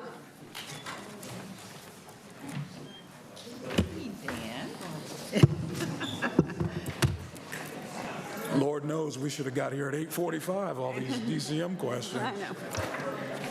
And so, great. So preview. So we'll go ahead and get started. I know there's some transition happening. We are a few minutes behind schedule, so I want us to delve in. So I'm going to say good morning to Chris Neal, our county COO, to delve into all the wonderful work of our Department of County Management. Good morning.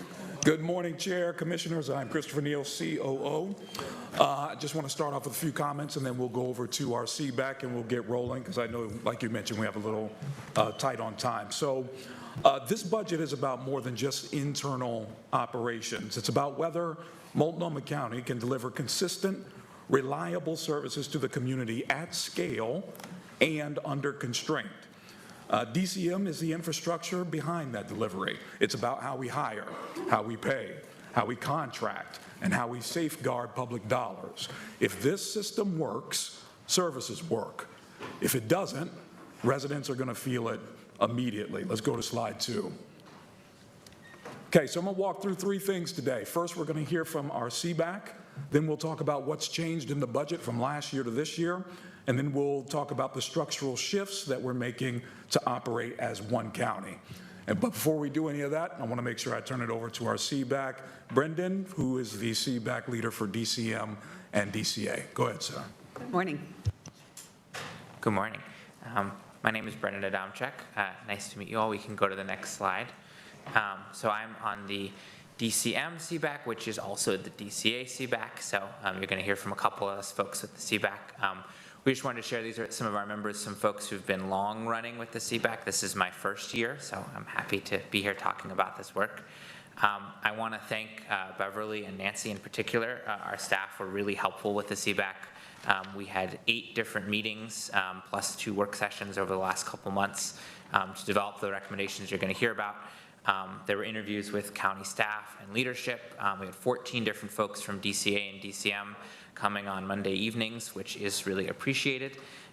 We shared a lot of different questions about those departmental budgets in advance and during the meetings. Took some folks down some rabbit holes that we appreciate being heard out for those. We then reviewed the program offers, the transmittal letter, talked through those in several different work sessions, both in together and then to develop these recommendations. And yeah, you can go to the next slide. And so our feedback generally, as you're going to hear throughout this presentation, is that DCM is really kind of the foundational support for all of the county departments, you know, with HR and budget and finance and assessment and taxation and equity and the COO's office. It's really kind of touches every aspect of the county. And so while that work is important, and we know that there, of course, are going to be reductions across all of the departments, we just want to, stress that the year-on-year reductions in DCM in particular can really create some long-term risks. I think you also heard about it a little bit for DCA, but this is the kind of work that really can trickle out through the whole county. We do support the planned effort to centralize common services. We think there'll be a lot of benefits from that. I know they're going to hear more about that. But we did want to note that we're just concerned in thinking about any kind of centralization, what that might look like for remaining staff, absorbing new duties, increasing their workloads, bringing things from where folks live in other departments kind of back centrally. And so I think so far we felt there's been a lot of transparency and very deliberative process in presenting this both to the CBAC and the public and to staff, but we just urge continued transparency in that to make sure that that centralization goes as well as it can. Next slide, please.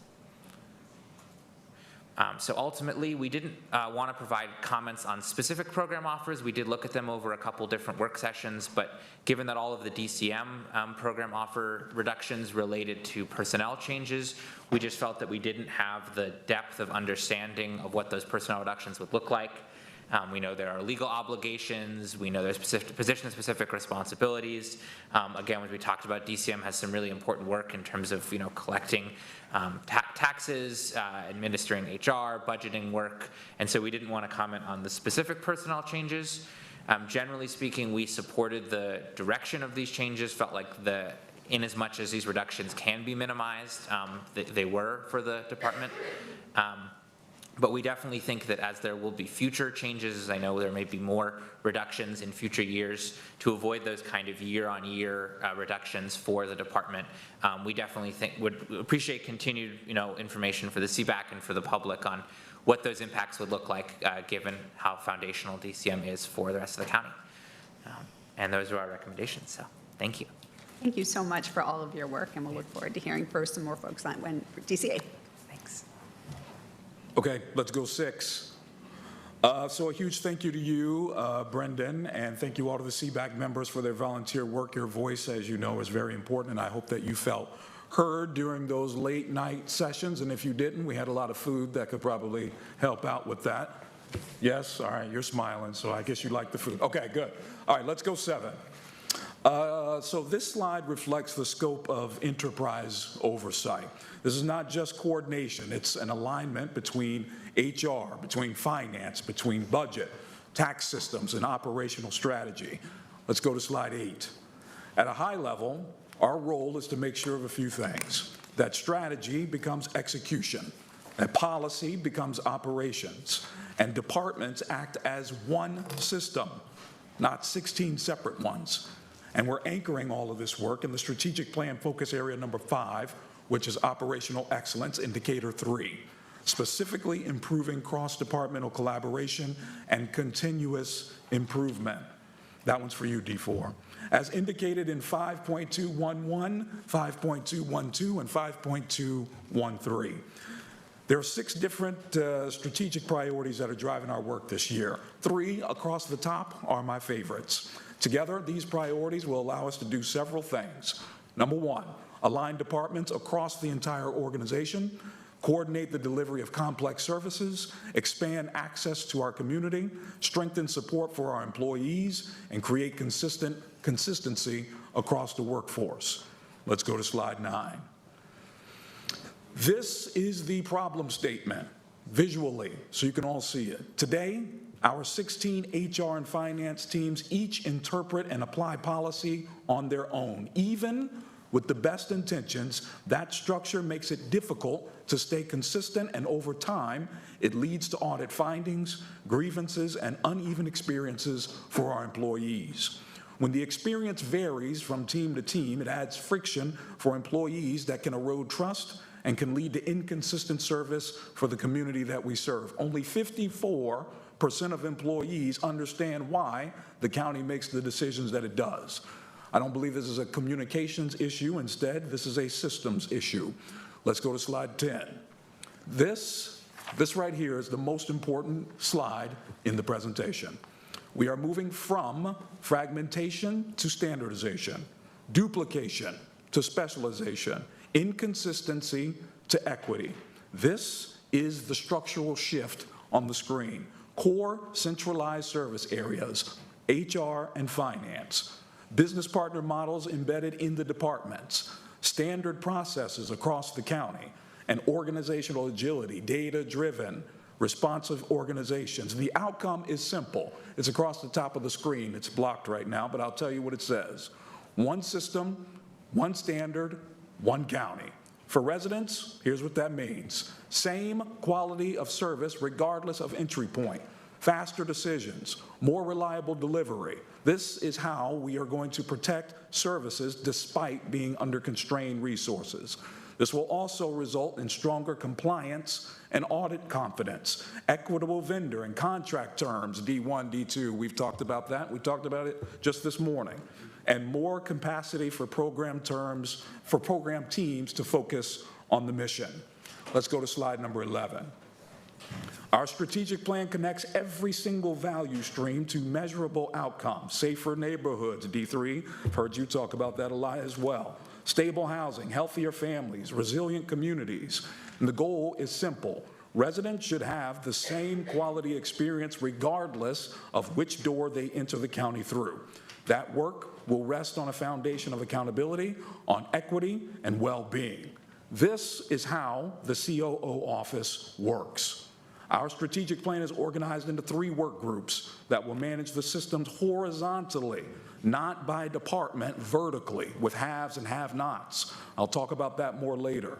Each one will be led by and accountable to a deputy COO who will serve as your POCs regarding outcomes within the following systems: health and human services, housing and homelessness, community and justice. The foundation of all 3, myself, the COO office, will lead enterprise oversight in partnership with DCM, DCA, and ODE. Let's go to slide 12. This is a transition slide that I don't have anything to say on. Let's go 13. Do you want us to ask her questions? Yeah. Between sections? I can stop now, I can stop when I'm done, and I can do questions when I get to the end of the section, whichever you prefer. So this section and then the next section are like kind of the intro one. So why don't we get to go through this section, and then we can, before we start the division work, we can have questions. I can do that. We lead the budget process. We care for and we invest in our workforce through strategic human resources. We provide financial strategy and compliance. We collect the property taxes that fund county services. We provide strategic operational direction for county-wide projects and programs. This is the infrastructure behind that delivery, the foundation for every service that our residents rely on. Let's go 14. So the county has grown significantly over time. In turn, program need to support services has also increased across nearly all divisions. Therefore, these 3 objectives are going to round out our budget approach and our strategy. And now I'll pass the floor over to our very proud equity manager, Estelle Norris, to walk through our approach to equity and budgeting. Good morning. Good morning, Chair and Commissioners. For the record, my name is Estelle Norris. I use she, her pronouns, and I am the Department of County Management's Equity and Inclusion Manager. I am here today to walk you through the budget equity process for FY27. And I just want to start with a little bit of context about my involvement in the budget process. So as a member of the senior leadership team, I participate in the full budget cycle from the initial discussions to the final proposal. And I wanted to note that this commitment is not anything new. That's been consistent since our former equity manager established this role in 2019. I'd also like to point out that the tools and processes that we use for budget equity that you're going to see in this presentation were developed by the equity team, which is my dynamic team of 2. And they have become a foundational part of DCM's budget strategy. I do want to share that even with those resources, though, this remains a difficult budget cycle, as you are well aware. And I want to recognize that every reduction represents more than just a line item, and that some of these are attached to actual people. But with that in mind, I will walk us through our approach, and if we could go to the next slide, please. So our budget process typically starts with reviewing program offers. And with the new guidance requiring an equity statement for every program offer, the DCM equity team developed a template to assist managers in creating these statements this year. We thought this would be helpful since most of DCM's services are internal, and the equity work may not always be as easily recognized as in more public-facing departments. This template has 3 categories, as you can see here, and I'm just going to briefly tell you about each of them. Equal distribution of services means services like payroll are delivered uniformly to all of our customers, which would be our staff in Multnomah County. Mostly equal distribution with specialized support means services are uniform, but include specialized support to address barriers. And an example of that is DART's Property Tax and Ownership Team, who provide Spanish language and translation support at the front counter. And then lastly, specialized support means that the program itself is designed to address specific barriers, such as our evaluation and research unit and our organizational learning team. So managers reviewed the categories, selected the option that best aligns with their program to begin drafting the required statements, and then the equity team worked with them to finalize program descriptions and also the equity statement revisions, ensuring that all the content fit within the new spacing requirements as well. Next slide, please. This is the second year that DCM has implemented the DCM Budget Equity Tool to evaluate proposed budget reductions. The tool requires division leaders to assess how proposed reductions could impact staff and customers, and we consider impacts on operations, staff success, and legal or compliance mandates.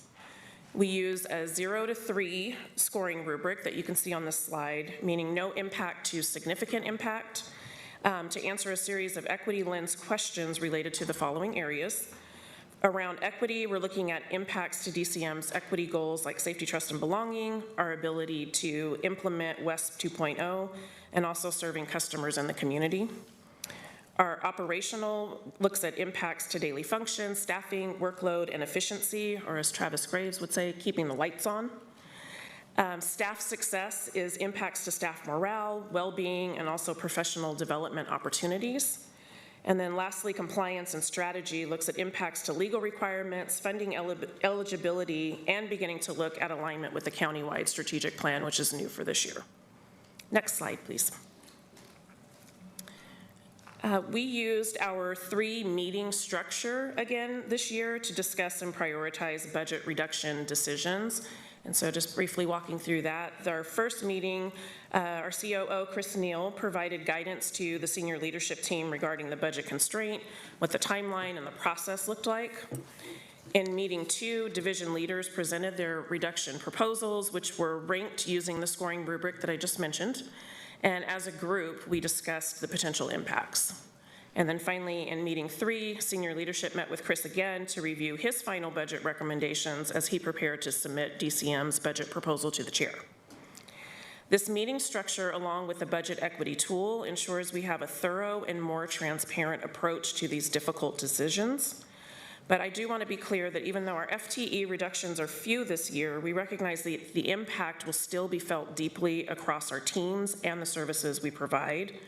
While a process like this does not lessen the pain of reductions or the anxiety they cause employees, it is critical because it ensures that leadership is accountable for the decisions they make and that every tough decision is made with a deep sense of responsibility. I appreciate your time today, and I'm going to turn it back over to Chris. Thank you, Estelle. Thanks. Okay, let's go slide 18. Okay, so this slide outlines fiscal year 27 budget compared to last year in 26, and I'll highlight with a reduction of 3 full-time positions, 0 general fund investment, 0 one-time, and also 0 ongoing. Let's go 19. All right, so now we're going to break this down by fund. We'll go from left to right. The general fund on the far left, this is where staffing and operations live. Then we'll move over to that big one in the middle. If you're wondering why is that so big, this is the employee benefits. This is general insurance, general liability, property, excess liability, medical, dental, vision claims, retiree insurance, all of that is in there. Then you move over to preschool for all, which is a small amount of financial administration. Eric will talk about that one a bit more detail later. And then finally, SHS, that's 1 FTE for fiscal compliance that works closely with HSD. Eric will also cover that one a bit more later on as well. We can go slide 20. Okay, the county's expansion over time, it tells a specific story. Strategic growth in key areas like security and enterprise functions, which have now been followed by the deliberate contraction and recalibration that you're seeing in fiscal year 27 budget. The fundamental policy question that we're answering is this: how do we maintain and improve at the same time service delivery at scale with a leaner workforce? And the solution to the shift is our move towards shared services. Let's go to slide 21. This slide will break down our $258 million budget down by cost category. This is useful for reference, but there's two things to note. Number one, materials and services, that big blue bar is not pencils and paper. It's our insurance claims that we just talked about that are all paid out by the risk fund. These are pass-through costs. These are not discretionary. Second, our contractual services are very much the same. Most of the dollars are not discretionary. These are pass-through, statutory obligations, and enterprise-wide commitments, not choices that Chris Neal or DCM gets to make on a year-to-year basis. Let's go to 22. Okay, now we're going to get down to the division level. Let's go 23. This slide reflects our current organizational structure. The key takeaway here is, oh, go ahead. This is where I wanted to pause before we got into that to check in. You're on a roll. I don't want to mess your flow, but let's just see if there are any questions on the first part. And we are going to go through each division in detail next, if there are specific questions for divisions. My only question here is what the SHS dollars and FTE are for in DCM. Yeah, as I mentioned, Eric can do more detail on that, but that's fiscal compliance within just making sure that those dollars are spent correctly. Like I said, Eric will go over that in detail because I had a feeling you guys would ask me some details that I didn't know. So Eric will cover that. Fiscal compliance is a perfectly appropriate response. Oh, then I got it right. Thank God. Oh. So I had a question on slide 8, and this relates a little bit to like just the division of roles between staff and the commission and chair. On slide 8, the direct and oversee departments in executing policy direction, it sounded like from the examples you used that that's like policy with a small p, but more procedures versus this one I think is like the commission and the chair are the policymaking body. We adopt ordinances, but this is more like procedures or administrative directives and processes versus implementing the ordinances necessarily. That's 100% right. Yeah, good call out. I'd be a fool to take over that position. That's policy direction is you all, and I have operational, so yes. Yeah, and you're tasked with implementing and executing the policy. Yes, ma'am. Yes, yes, yes. Okay, thank you for telling what you thought was the money slide. That was helpful. I'll maybe wait for later to ask about the shared services, just along the same lines that we had. On slide 11, you had the strategic plan work groups, but it sounded like as you were talking, when I read the slide, I thought this was already underway, but when you were talking about it, it sounded like they hadn't yet commenced. What's the status of these? Yeah, these are going to have started, if you will, but of course, as you know, we were just filling some of the deputy COO positions, but this is how I expect everything to formally start working. But I wanted to just make sure to introduce it to you all here in this formal setting. But for the most part, this is how we've been working now that we have the deputy COOs filled. I wanted to make sure that I answer the question on exactly what they're going to be doing and how the COO office is going to operate going forward. But the work groups, they've formally started, or?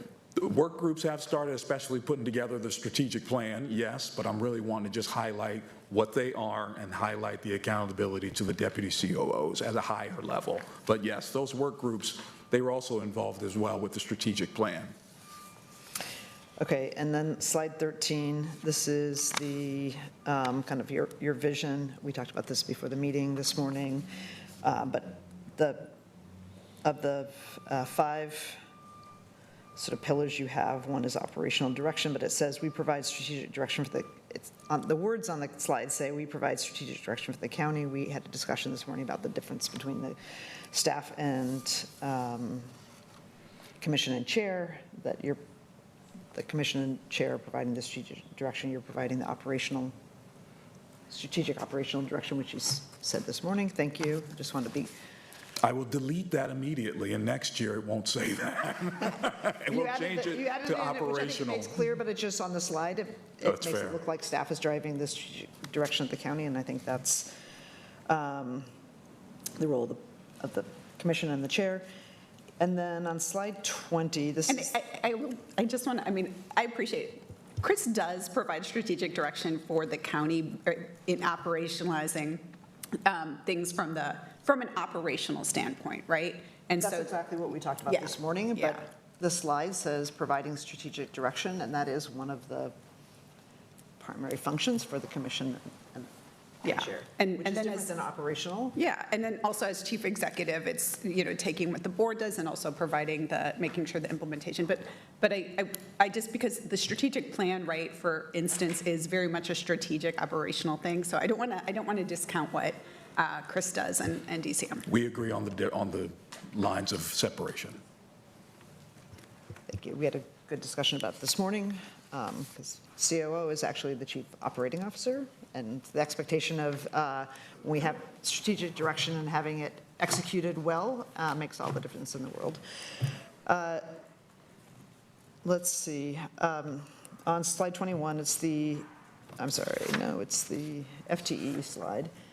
On slide 20, from 2019 to 2027, there's been a 32 increase of FTE of 32. Where's the breakout of what the primary is being driven by the 32? Yeah, we can break that out into more detail. I mentioned two of them, with security being one, and the other one that I mentioned earlier as well, on how it's grown over time, contract services, et cetera. Moreover, what I was highlighting was the contraction, that we are, like everyone else, going the other way, but if there's more details that we can provide, we'll do so specifically for each year. Security wouldn't be in the FTE because that's a contracted service. We can provide more details later on Okay. after this for each one, to make sure that I understand the question as well. Right. It's just over time, a significant increase.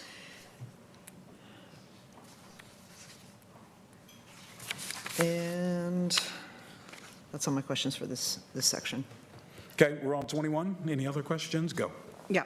On the risk pool, talking about our self-insurance, what work do we do? I mean, this is not a criticism, because we've done actually a pretty excellent job of controlling growth if you compare that to just plan increases. So I'm not criticizing, I'm just curious about, what work we're doing related to plan design. And, we've had all sorts of different versions. I worked on PEB, which is the state's thing around, like, if you do X, you can reduce your whatever. But I'm just curious about our process, and do we have a committee that works on, plan design and health engagement to hopefully promote people being able to really maximize and prevent illness? I think what I'll do is allow that one to be answered later on as we get into more details, division by division. That'll probably be best, or else I'll just give a general overall answer, and I think you probably deserve more than just detail. Eric. Here he comes. Figured I'd let him do it later so we could keep rolling, but thank you, sir. When we go through each, for the record, Eric Ariano, Chief Financial Officer, as we go through each division overview, I think we'll give a little bit more detail, but see if Seth is behind me as well. But we have, because I think that the question is pretty broad to what it could be in the risk pool, because we have different programs that are self-insured. But as an example, for our medical benefits, Seth is right here.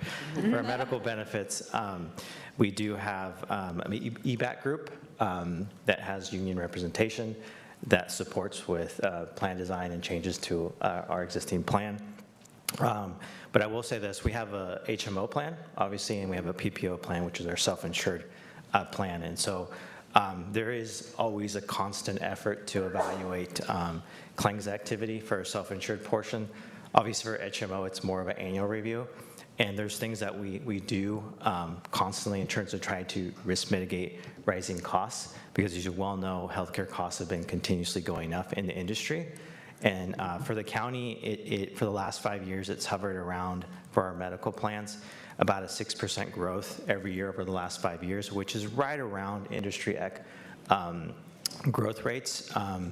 But as an example, there's been a lot of work done by our benefits group to bring down drug costs. That's a huge driver for our medical plans in terms of cost, and also trying to bring down emergency visits that really shouldn't be emergency visits. That's another area as an example of efforts to try to mitigate some of those costs. But that's just an example of our medical benefits plan. Do we negotiate with our, I'm just going to call it Kaiser because it's Kaiser. How active have we been in the plan that they provide to us?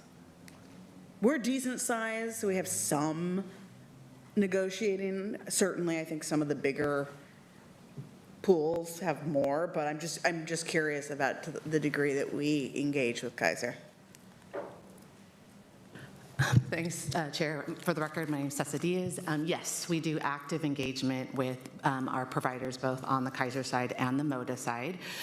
With Kaiser, we've done things like look at our emergency room usage, and identifying other places that are outside of the Kaiser network, for example. So establishing an urgent care network that maybe is more available and readily available for our employees.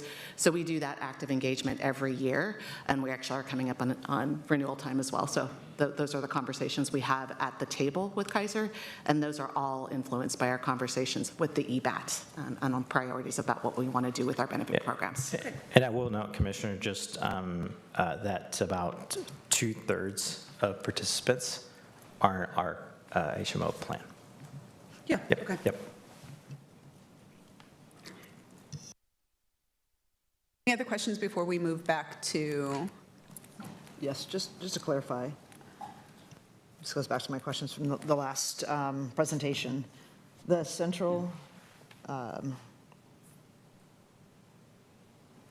see, I think I'm on a different slide. I'm on a different slide. I'm ahead of you guys, so go ahead. I will say I got a note from the back, Savannah, thank you, ma'am. On slide 73 in the appendix, D3, does have a bit more of a breakout of the staff increases over time, and if there's more that you need that's not there on slide 73, we can provide that. I think we're on 22, if there's no other questions. All right, and Eric and Sessa, thank you. If you want to come back later. Thank you. Okay, now we're going to get down to the division level. Let's go 23. This slide reflects our current organizational structure. The key takeaway here is that Central HR and Finance, they represent our largest resource investments. This is precisely because they provide the infrastructure for the entire enterprise. And this further underscores why we must align these functions as one county enterprise systems. Central HR is the most resource-intensive division. That's the risk fund that we talked about earlier. That's employee benefits, medical, dental, vision, claims, et cetera. DART is our largest division by FTE, which is just fine with me because they collected $404 million in property tax for the county, $166 for the library, and $4 million for general fund. So Mike gets what he wants. Let's go to 24. Nobody laughed, okay? Okay, now the director's office, now for the director's office, and if you didn't know, now you know, the COO and the director of county management is the same person, that's me. Let's go to 25. DCM has a unique role in the county. We are an internal service provider. This is the structure of the DCM Director's Office, which includes the Office of the COO, as well as a mix of department and county-wide functions that you can see for yourself there on the screen. Let's go 26. Our strategic plan was shaped by over 140 staff, cohort members who served as SMEs and shaped the outcomes and the indicators that you all saw earlier in the wintertime. The depth of this plan is a reflection of the breadth and the expertise that we have in our organization, and I just want to say a thank you to all of them that contributed their time, their expertise, as well as your wisdom, because you all helped build the foundation for a much stronger Multnomah County. More than 80% of community and staff respondents either liked or they loved the outcomes, with several scoring over 90%, including safe neighborhoods, emergency resilience, workplace culture, youth and family systems. And I want you to see this on the screen as well. 86% of staff say that they can clearly connect their work to the county's strategic plan, the mission, as well as the goals. That's a good thing. Let's go 27. This year, my office reduced general fund spending even further from 26 and reduced staffing by 2 FTE. Let's go to slide 28. Our key outcome is grounded in continuous improvement. It's not a soft target, but it talks about speed of service, quality of decision-making, and workforce stability. The measure is from the county-wide employee survey, and you can read the details of the measure there on the screen. And it's formally tracked in the strategic plan 5.233 under cross-departmental collaboration and proactive sharing of best practices. It's a modest target, yes, but it's also meaningful. It's one that's given the baseline of the survey. As departments continue working toward to close the gap in our strategic outcomes, this number will gradually increase over time. Let's go 29. These are our two major challenges that I want to talk about and identify for you today. The 2025 Countywide Employee Survey, it surfaced many concerns around executive turnover and leadership alignment with budget uncertainty, adding pressure on continuity as well as morale. And we're addressing each directly. We've brought on a strong bench of executive leaders, the deputy COOs, CHRO, CDEO, SD director, and soon the DCHS director. These hires will restore stability at the top and bring fresh leadership to the work ahead. Earlier this year, we also kicked off the Executive Leadership Series, the ELS, to align and operationalize our mission, our vision, and our values as we work together to deliver the strategic plan. Paired with a newly structured all-leadership meeting, it's creating a new and consistent forums for leadership to collaborate across multiple departments. Our response puts results into action through structured, accountable processes, something employees have told us has been missing. Focus Area 5 work groups will launch this summer, to set goals and strategies tied directly to survey measures and to the data that the Spark team has compiled. All the data that we talk about, we ask about, the Spark team creates that. The manager guide is now in leaders' hands county-wide. This gives teams a structured way to engage with the results and feed insights back up to the COO's office. This is precisely how we connect frontline enterprise input into enterprise-level action. Speaking of data, here's where these outcomes live in the strategic plan. Again, focus area number 5, improve operational excellence. Outcome number 1, employees feel connected to the county's mission and are proud of providing quality services. Outcome number 2, a workplace culture that is equitable, responsive, and accountable, and drives proactive, continuous improvement. Let's talk about our second challenge. State and federal reductions are creating service gaps that no single department can close by itself. Cuts in one area compound with reductions in others. On slide 11, I identified how the deputy COOs are leading cross-departmental efforts to identify where reductions overlap and surface compounding impacts. Because collaboration is the strategy for protecting the county's highest priority systems, that work is anchored in our strategic plan work groups, which connect every strategic focus area to measurable outcomes. So residents, as well as employees, have the same quality experience regardless of which door they enter the county through. Let's go to slide 30. Our reductions total $425 million in 2 FTE, all from the general fund. Now, I've got notes on the first 2 if we need to go through that, but what I wanted to point out is the 2 FTE will be off. Oh. You said $1 million? Yeah. Sorry. Yep, sorry. 1,000. Sorry. You got really excited. Yeah, I got excited. Yep. Budget solved. One department only. Nice work. Thank you for the call out. What I really wanted to just highlight is the 2 FTE here, both of which will be offset by shared services and then, of course, be potentially redistributed back into direct service for the community. And let's see, I think this is the end of my slides. I know this is when we want to do questions as well. But I also want to call out, before I turn it over to Dorothy or take the questions, I know we've got two due outs, one about the chair's detail and the second about details on the security decisions and what other decisions were considered. And we'll make sure that all of you have that by the end of the day. So I appreciate it. Questions? Any questions on DCM? So sorry, go ahead. Oh, no, go ahead. Lots of questions. Slide 25 makes my brain hurt a little bit because it doesn't match your program offers. So I want to make sure that I'm correct, and this can be in follow-up if it's needed. Program offer 72000 has 4 FTE for Spark, 2 equity and inclusion, 1 each for, it looks like there's a couple of administrative, so 2 FTE administrative, 3 FTE that are DCOOs, and then 1 FTE that's yours. Is that correct? I will look at what you're looking at, and I'll resolve that difference before we get done today. It's just the way it's split in the budget is different than the way it's split on this slide, so it's hard to track where Fair. the staff or where the FTE actually live. Fair. So if you could just do that for the ones that are on this slide, that would be great. Yes, Thank ma'am. you.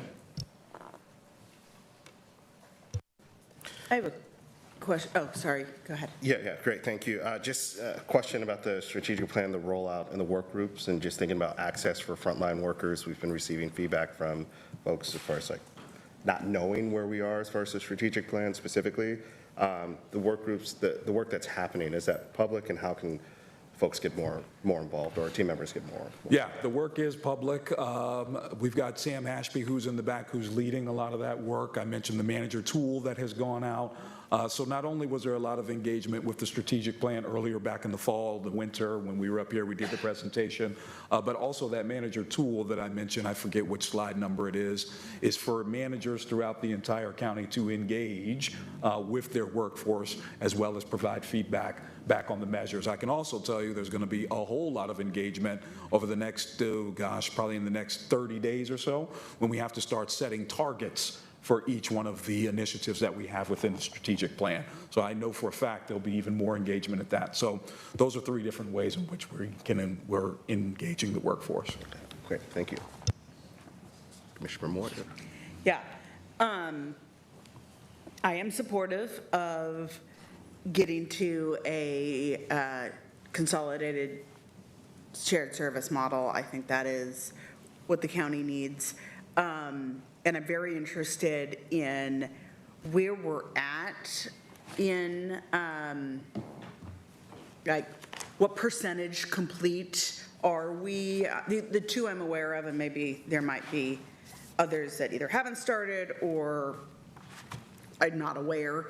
The 2 I know is HR and finance. So I'm just curious, like, where are they on their timelines? Yeah, they will go over those in detail when they come up. There'll be 2 charts where you'll see arrows and you'll see the exact plan, and the arrows will tell you exactly where they are in their process. They are early on, I'll say that, but I won't take a whole lot of their thunder because the whole room will see it on the screen here probably in the next 15 minutes, depending on how many more questions there are. And then within that work, for the things that are not going to be brought internally but are repeated functions in multiple departments, are we looking at how we get greater consistency in that? Because, obviously everything isn't centralized, but everybody does certain things, and I'm really curious about what our, I don't know if the word is consistency or uniformity is, but like, how are you thinking about that work, and is it coming, and where is that work housed? Yeah, that's no problem. That one I mentioned earlier, it's in the strategic plan, focus area number 5, operational excellence. Sam Ashby and them lead that work. There's a couple outcomes that speak directly to what you're talking about. As you mentioned, it doesn't mean that everything's going to get pulled into shared services, but it does mean that there's cross-department collaboration, cross-department best practices. I think I read 2 of them earlier on one of the previous slides. So that's how we're doing it. And now that it's in the strategic plan, it's something that I expect we will continue to follow now that we have the guiding star. Great, thank you. Yes, ma'am. I just want to follow up on that conversation a bit. I think it's, and you and I have had this conversation, so I just want to bring it to light here. I think it's really critical as we do shared services that we are acknowledging that we're a social service organization, and that can look really different than other businesses or enterprises. And so the process matters, and it's really critical that we're finding those opportunities to learn from what didn't work the last time some of these services were shared, as well as what might need to be some specialized activities because of how certain departments operate. So I know that you know that. I know that's something that's on your radar, but it feels important to say because we can talk about it in a way that feels really cut and dry. And just social services is different. It requires a different kind of process. It's a good call out. We have talked about it, and I do have a bad habit of talking about it like it's cut and dry. That's all right. We'll get there. We'll only check.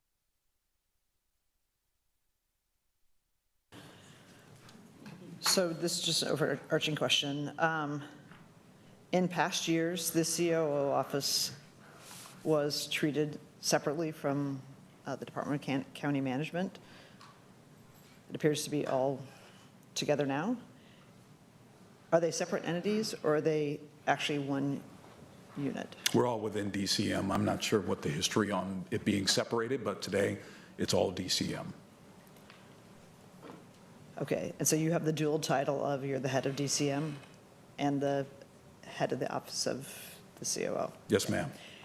And then finance and budget are part of DCM? Yes, ma'am. Okay.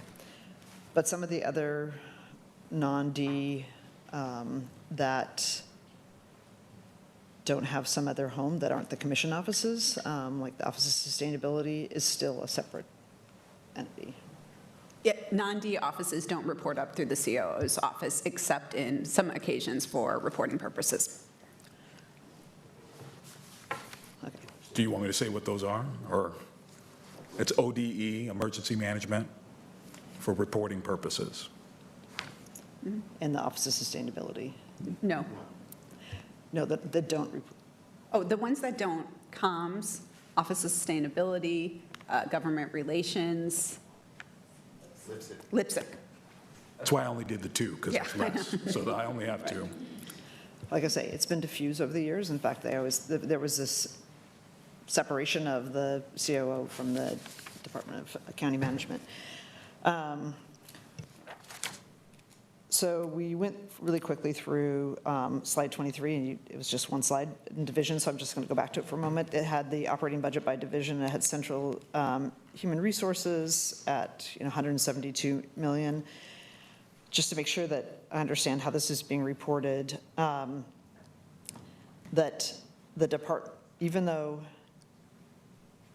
the department HR individuals report into central HR, those HR, but this band of $172 million is only the central HR budget. It doesn't include the HR, the budget associated with the department HR. Yeah, the budgets have not moved over yet, and this also includes a lot of the insurance things that I mentioned as well. Right, I'm just trying to make sure that I understand what it is. So we still have floating out among all the departments. Yes. All their budgets. And that will transfer. So I'm sorry, just add a clarifying question. So when I look at Central Human Resources, that is not reflecting the HR positions I see in other departments. Is that correct? Okay. Yes. Will I expect next year? You will expect that they will next move year. over? Okay, Yes. thank you. But they're not going to move over this year because we're getting ready to approve the budget. Yeah, and we're in the transition of shared services. Okay. Then slide 25, which is the director's office. And sort of back to my FTE question about the new ads, I'll just say that the top two, those are 14 new FTE since 2022 because it didn't exist before then. So of the 30-something, 14 are in the COO's office and the Spark unit. That's, the Spark unit So kind looking at of. the slide. Yeah, so the COO obviously existed. There was a deputy COO that existed prior to '22. There were some, Savannah's role, like that role did not exist under the Spark unit, but it existed under the COO, so it's not 14. We could get more details for you, but it's not a total Okay, brand new. but I was here, so there was a COO, but there was no deputy COOs? I mean, we had this whole discussion during the budget process. Yes, there was. There was a deputy COO that existed. So Travis you're Graves. saying in 2019, these 14 positions existed? So there was a deputy COO, and I think that started in like 2021, potentially? Okay, my point is, those are new positions since 2019. I mean, my question was, and you can answer it later, but the slide in the back doesn't wholly answer it. But there was, in 2019, I don't believe there was all these positions. No, there were not all of those positions, but there were some positions. So Chris, maybe in the follow-up to what I already asked about where these FTE actually live in the program offer, you can identify the changes, which ones are new that Commissioner Brim Edwards. Happy to do that if that answers the question. Right. Since 2019. Since 2019, if that's the question. In fairness to everybody who are in these positions, I've asked about these positions every year I've been on the budget, on the commission. On slide 26, one of the squares that you have is audit and accountability initiatives, and I was just curious about that because we have a separate the elected independent auditor. So is this referring to the finance audit? It's a few of them. I know Eric's back here as well. He can probably mention. But yeah, we also do our own auditing, especially under Eric's shop. So yeah. Just financial auditing, not performance auditing.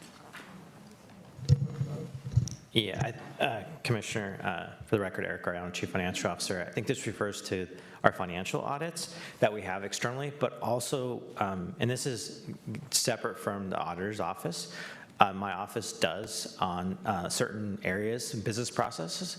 We do audits, and that's a standard thing that we have in certain administrative procedures. And a good example of that is we do audits around P-card transactions, and that is a function of our accounts payable group. So again, that's separate from the auditor's office and separate from the financial audit. But this specifically is for financial audit and stuff that we do in my office in terms of internal audits. And are those audits according to all the GASB and the auditing standards? And are they done by auditors, or are they? And I'm just trying to understand the difference, because I think internal auditing is viewed differently, or internal reviews are viewed differently than like an independent audit. So, I mean, as you well know, for the external financial audit, that follows all those GASB, GAAP standing. I'm not asking about that. That absolutely, we would never have somebody not do that, right?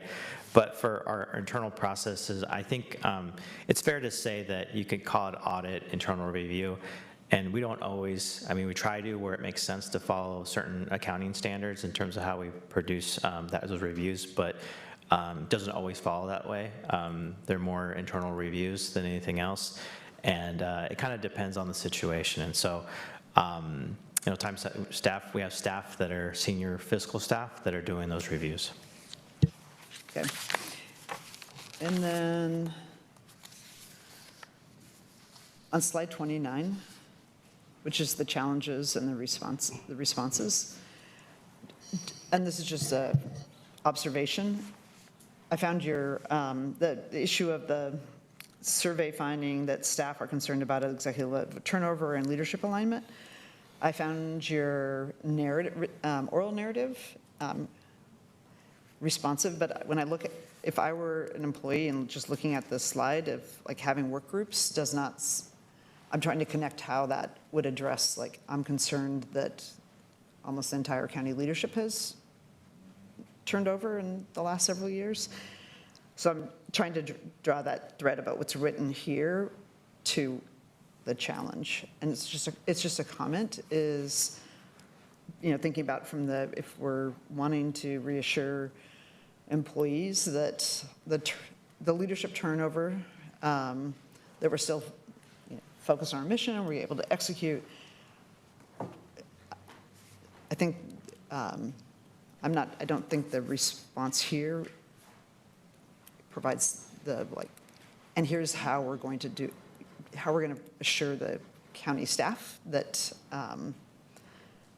the leadership turnover is not going to destabilize or get us off our track.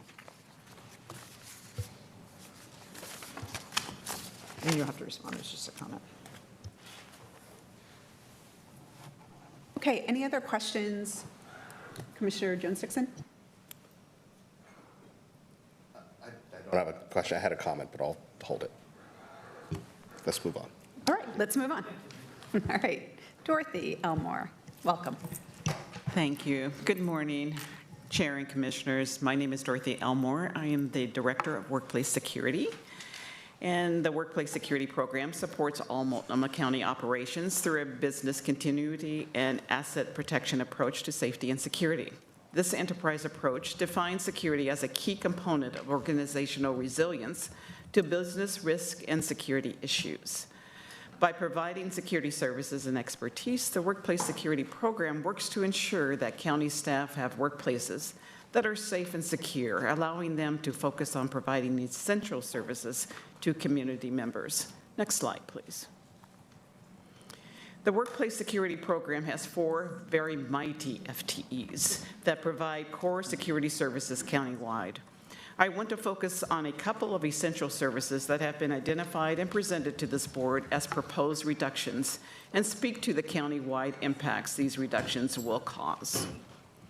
Currently, there are 21 vehicle patrol officers that provide 24/7, 365 days per year security coverage to approximately 80 Multnomah County properties. These county properties span the entirety of the county within a 431 square mile radius. In order to provide full coverage, limit vehicle maintenance costs, and maintain a response time of 20 minutes or less, patrols were divided into 3 sectors. The Security Operations Center is staffed with 2 uniform officers 24/7, 365 days, and the SOC is one of the main operational triage centers for the county and is responsible for monitoring security officer radio communications, viewing all 2,500 plus county building cameras, monitoring badge access systems to identify individuals entering our county facilities, supporting the E911 system, dispatching patrol units to 100 plus alarmed buildings, properties, and systems, providing employee and/or contractor escort services, triaging calls from employees, law enforcement, partnering agencies, and the community regarding safety concerns. Next slide, please.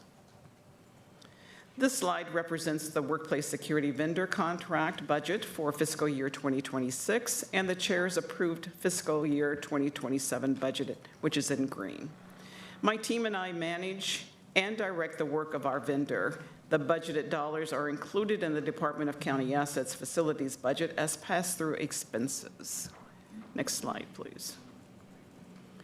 Like the rest of the county, workplace security was asked to identify constraint scenarios. My team and I identified some options. The chair's budget reflects these reductions. The proposed reduction is to reduce patrols by eliminating 1 zone. That moves from 3 zones and 3 patrols down to 2 zones and 2 patrols. That eliminates 1 vehicle and 4 officers. It also eliminates all patrols during the night shift between the hours of 10 p.m. and 6 a.m., and that adds another added reduction of 6 officers. As noted, the SOC will still be operational 24/7, and we will have posted security overnight at our key locations. Next slide, please. This slide provides you with a current visual of how the 3 patrol sectors are divided within the county to allow officers to respond and conduct full building security checks within the mandated 20-minute or less time frame. The map does not represent all of the county's properties, but provides you with a visual of buildings that have alarm systems that necessitate a patrol response. Each green dot represents a county facility that is alarmed, and it's important to note that each facility is patrolled at least twice per shift. Next slide, please. This visual shows what a two-sector configuration would look like. There will be one patrol vehicle in each sector to conduct routine building security checks, respond to alarms, address illegal activity when and where dispatched, provide escort services, assist as backup during critical incident encounters, as well as responding to other emergencies. The significance of this slide clearly shows the distance a patrol unit will have to travel to get to a site located on the far end of the sector. During the day and evening shifts, which are 6 a.m. to 10 p.m., when traffic is the heaviest, will slow down the patrol response capability, which is of concern and a performance metric in our security contract. Next slide, please. We did not consider these reductions proposals lightly. They were developed through data analysis and represent our best recommendations for navigating a difficult fiscal environment. Patrols were targeted because they are enterprise cost and not charged against any one department's budget. And the elimination of the midnight shift patrol 10 p.m. to 6 a.m. has data to show to have the least amount of incident activity. Next slide, please. I won't read the slide, but you can see these reductions don't come without significant impacts. My team and I are actively working with county departments and the contracted vendor to course correct the impact of these reductions so that employees, contractors, and those that come to county buildings to do business continue to have an expectation of safety. I thank you for your time and attention, and I'll pause here and hand it back over to. Okay.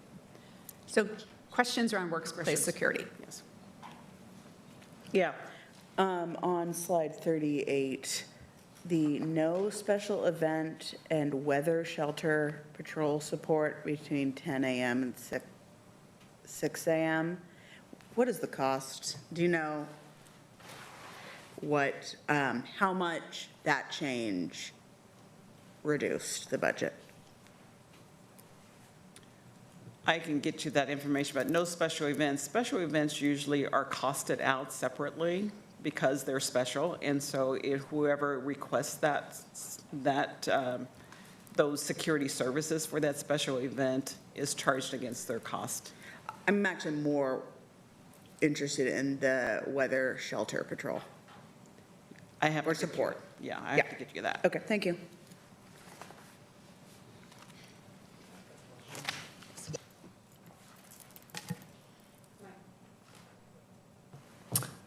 On slide 32, the last item on the bulleted list, protective services, I'm going to ask mainly budget questions, and I'm going to ask more security impact questions offline. Okay. So these are mostly budget questions. The protective services, that include the executive detail? The protective services is the executive. So that's in DCA's budget? No, that's charged against the chair's budget, which is. Okay, that's what I'm trying to figure out, but it's listed here? Because I manage the protective detail, it comes under my management, overall management of the protective detail is under workplace. So those those FTEs are? Those 4 FTEs belong to workplace security, and they're DCM. And the protective detail is a contracted body that is providing executive protective detail for the chair. So that's, I'm sorry, that's what protective services is? Or you're saying that's what's in the chair's budget is different? What's in the chair's budget is the executive protective detail, which is the protective services, which is separated out from our vendor service, which is our security vendor of Intercon. The protective detail is Allied, which is a separate contract. Okay. And same thing with the, same thing for the lease for the SUV? Yes. Okay.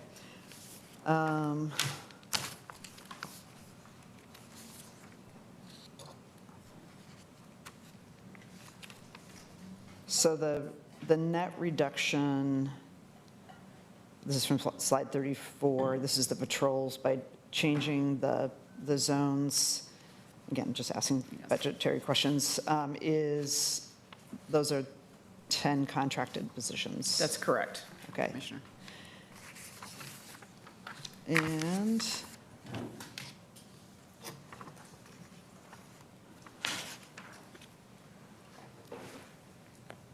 on slide 38, and again, we'll have an offline conversation about just the impacts because we have some of them listed out, but I'd like to take a deeper dive into that.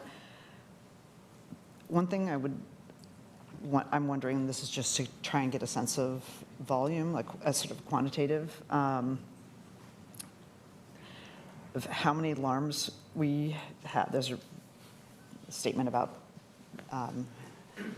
alarms and when they happen during the day, and I'm just curious, like how many alarms and incidents we have?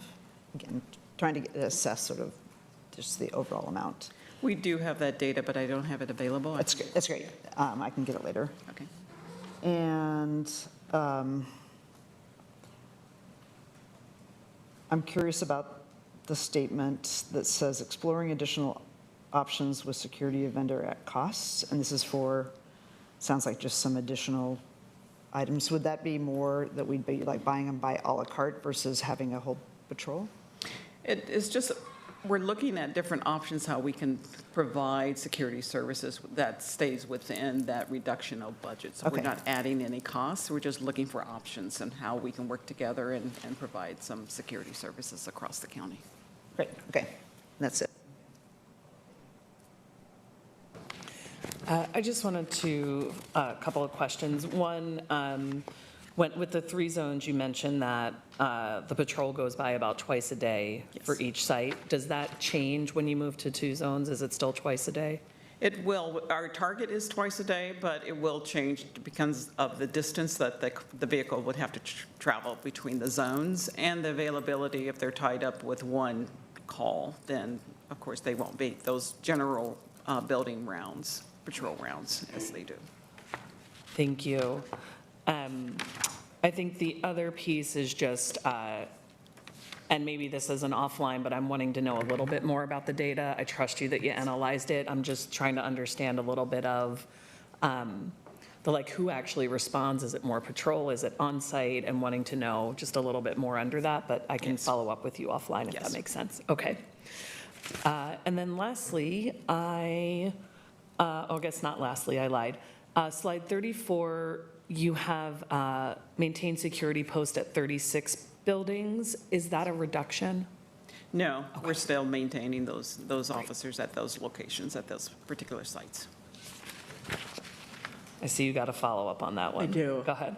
Do these numbers include the library security contract, or do you think of that as 2 separate contracts? It's 2 separate contracts. Okay.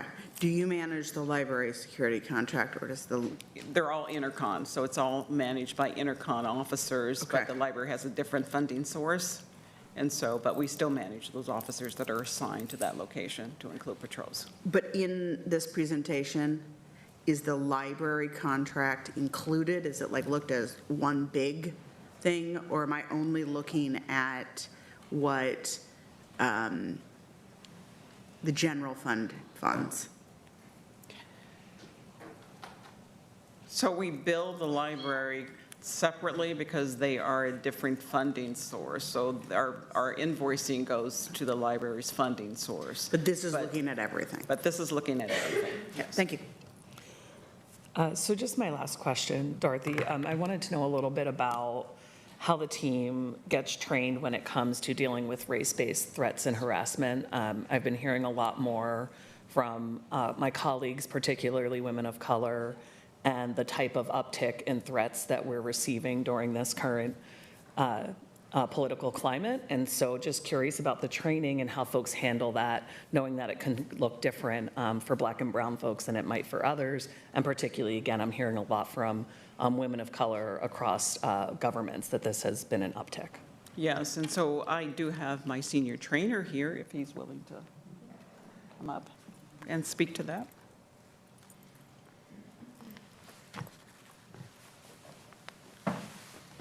Good morning.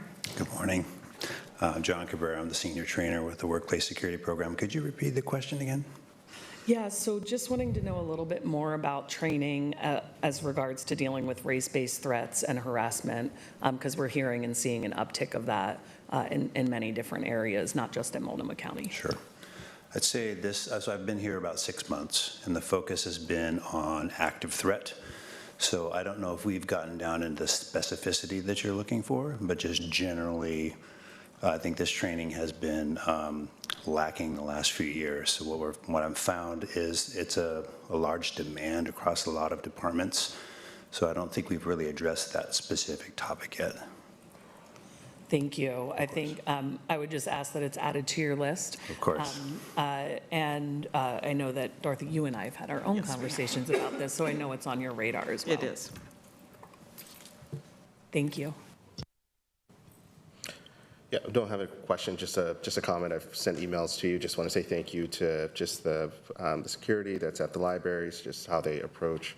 It's extremely trauma-informed. I've witnessed it multiple times as far as how they care for our patrons at the library and just out here in the community, even at the warming shelters as well. So I just want to say thank you to you and your leadership and the library staff as well for cultivating that. And they know our patrons by name, which has been Thank you. It's a gold standard. So thank you. Thank you. Just one last, can you provide the, not now, but the 36 buildings that Yes. we have people stationed Yes, I at? will provide that. Okay, great. Thank you so much, Dorothy. We're going to, oh, yeah. Thank you, Dorothy. We'll now have HR. Woo-hoo. All right. Good morning, Chair and Commissioners. I am Sharice Morris. I am the CHRO, she, her pronouns. I have the wonderful opportunity to introduce Sessa, who's going to present our budget for us. Next year you'll get me, but this year you'll get Sessa. So.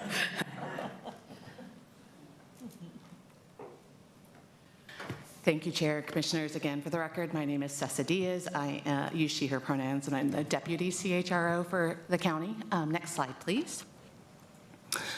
So Central HR is a division within DCM, and we provide countywide HR services. So services, HR services that touch every department.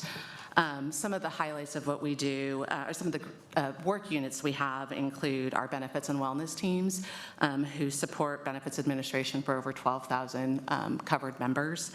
Our Workday team, who manages our HR functions within Workday, that received over 28,000 applications over this last fiscal year.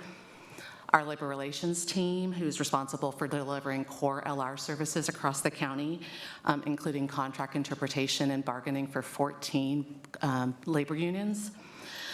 And our classification and compensation team, they're responsible for managing and administering our job classification system as well as our compensation system. And they also delivered our first ever Plan of Control report this last year, which was a huge accomplishment for this group.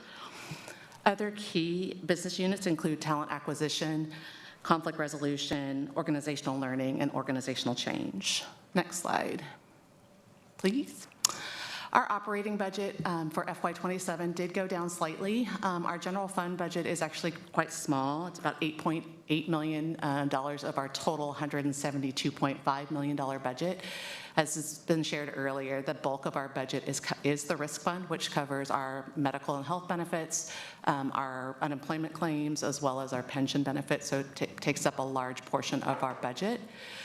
Our FTE going into FY27 actually did go up. So we, FY26, we had 48.5. In FY29, we actually grew our FTE by 1, but it is a risk-funded position, and that was intentional to support our ADA program. Next slide, please. Looking at the work that we do, we wanted to highlight some key initiatives or key outcomes that we wanted to bring attention to. The first one is around labor. So I think I shared earlier, we have 14 labor unions that represent over 5,000 employees in the county, 85% of our workforce. So with this particular KPI, we're focusing on the resolution rate for our grievances and labor disputes. In FY25, we reached an 81% rate of early resolution. We have a lofty goal in FY26 and FY27 to bump that up to 95%. What that does is hold LR accountable to working on those relationships with our unions, being collaborative and thought partners to address issues that come up sooner so that we can hit resolution without any additional disruption to the workforce. Next slide, please. Another outcome I wanted to highlight was on our College to County program. This is a very important program for the county. It's grown over the last several years. And we wanted to focus on increasing the impact of that College to County program with our interns by measuring the participants' response in reporting growth. That's key for us in order to track the success of the program and how we structure that program to ensure that these interns can transition to positions within the county. Next slide, please. HR shared services, this has been a hot topic today. I'm going to cover the HR side of it. Eric will go over the finance side of it. So this is the slide that Chris alluded to earlier. This project is being taken in a phased approach. I wanted to actually call attention, though, before I dive into that we actually do have centralized HR functions already. And those include labor relations. Again, so labor relations isn't just a DCM function, it supports all 10 county departments. Benefits and wellness, our class comp team, our Workday HCM team. So those are already centralized and provide us a map on how to do this for the rest of the work that HR does. When we're looking at shared services longer term, our goal is to move all of talent acquisition, which includes countywide recruitment, to a shared services model, employee relations, organizational development and learning, and employee manager development and performance management. I think that, again, we're in this phased approach. We've been in this project for about 8 months already, and we are in the discovery phase. So what that means is we are looking at each functional area, talking with the folks that actually do the work to understand how that work is done and mapping out that process workflow so that it can inform our shared services model going forward. Next slide. So we do have a key program that has already been moved to a centralized structure, and that is our ADA centralization pilot. This project was was centralized back in December of 2025.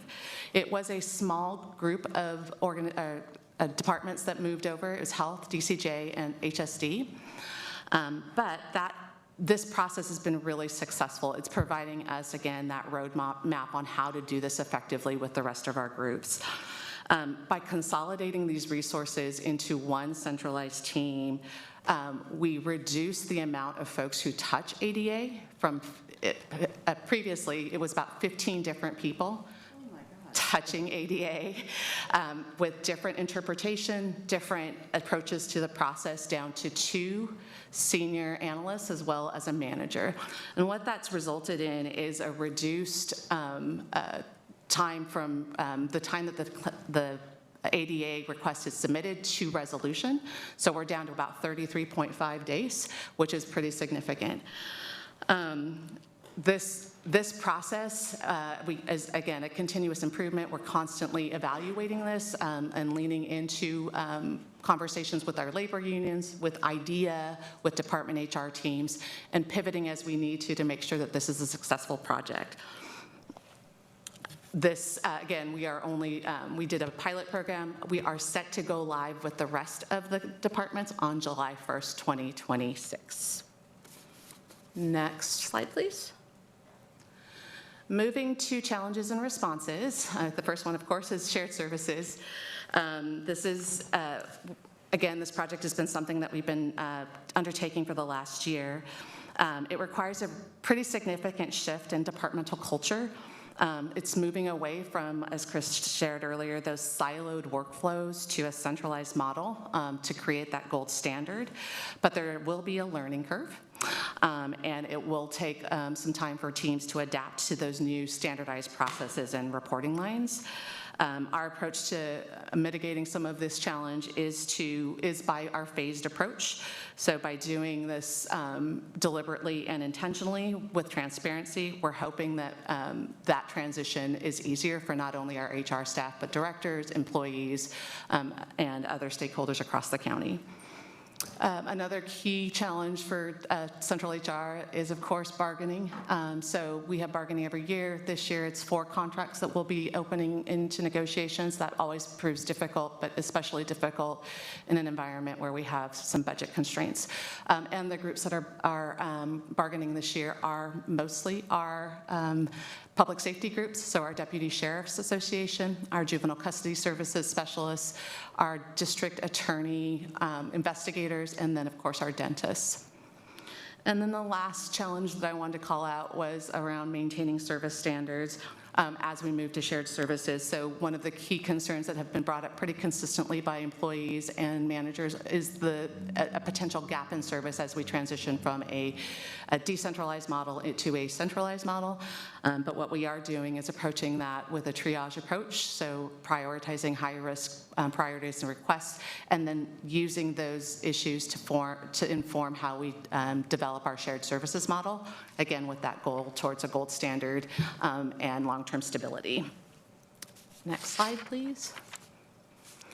And then looking at our reductions, we did have 1 FTE that is a filled FTE position in our central HR services. That position was specifically focused on conflict resolution. We had 3 FTE. We're now down to 2. We also took some reductions in materials and services for the Workday project. And then we took a pretty significant cut in the college to county intern funding. What this funding is, it is centralized funding for departments who do not have the funds to support college to county. We did take a $130,000 cut in that, but it still left about $68,000 in that budget to support centralized or college to county interns across the county that for departments who can't afford it. So that is it, I believe. Questions for Central HR? Commissioner Jones-Dixon. Yeah, thank you, Chair, and thank you, Sessa, for the update. Just on slide 47, could you share more about the conflict resolution position, how that work is going to be covered, or not work, or just that level of service here within the county? Yeah, so we have 2 remaining conflict resolution positions, and so we know that this will be an impact. This program was initially developed with just 2, and when we dissolved the CIU unit, it picked up another one. So we are keeping one of those positions, the CIU position, specifically because it focuses on conflict resolution based on race, ethnicity, protected classes, and then we'll have that other one that does more operational work conflict. We know that this is going to be an impact, but we're hoping we can manage it with the 2 that we have, and then also this is a focus as we move into shared services and how we structure that. Got it. And we no longer have the CIU. That's correct. Okay, Yep. Thank you. Could you give a little more specificity to if there's particular departments that are impacted by this college to county reduction? So it varies. These are departments who don't have their own funding to support college to county interns. I think I saw Cole back there. No, you might have left. But historically, that's been like the chair's office or non-D departments who don't have funding for this will provide some additional funding for them to fund a college to county intern. I think we've done it with some other small departments as well. I believe we did some funding for DCS. So again, we can get more specifics on which departments have utilized it over the last 2 or 3 years. This program has only been in place for, I think, 2 years. So we can provide you some breakdown on that. Great, thank you. Quick check, I see on slide 40, you say you have 52 FTE, and then on slide 41, it's moves to 49.5. Is that this year to next year? It is actually 49.5 FTE. It's 52 people. So This is not I need to FTE. update that, yeah. Okay, that's fine. Thank you for that catch. On slide 42, I'm just really interested in getting a little bit of detail, maybe just like last year's detail for a number of ULPs or grievances, description of them, and then resolution, whatever the resolution was. We can get that to you. When I look at the risk fund for our self-insured workers' comp, and I don't know if we calculate it this way. I'm trying to like mentally translate that as if I were purchasing it safe. And you know how you have a rate? Yeah. Do we know what our relative rate would be for what we're needing the size of our pool to be based and what we would pay? So I know that is like asking. That's an Eric question. So the risk positions and workers' comp actually are in finance. They're not in. Oh, they're central not. HR. Okay. All right. Never. That's a good question. I'll ask you. Question about the shared services and the goals around this. One of the concerns, and was brought up a lot last year, is the inconsistency that we have had in different departments, HR, and even managers who are engaged in their supervisory related activities. What is the plan when it comes to rolling out greater uniformity in how we address certain issues? I know I'll ask about the ADA one since that seems to be started, but like, I'm very interested in how we are educating managers or supporting when people have a protected class complaint, both if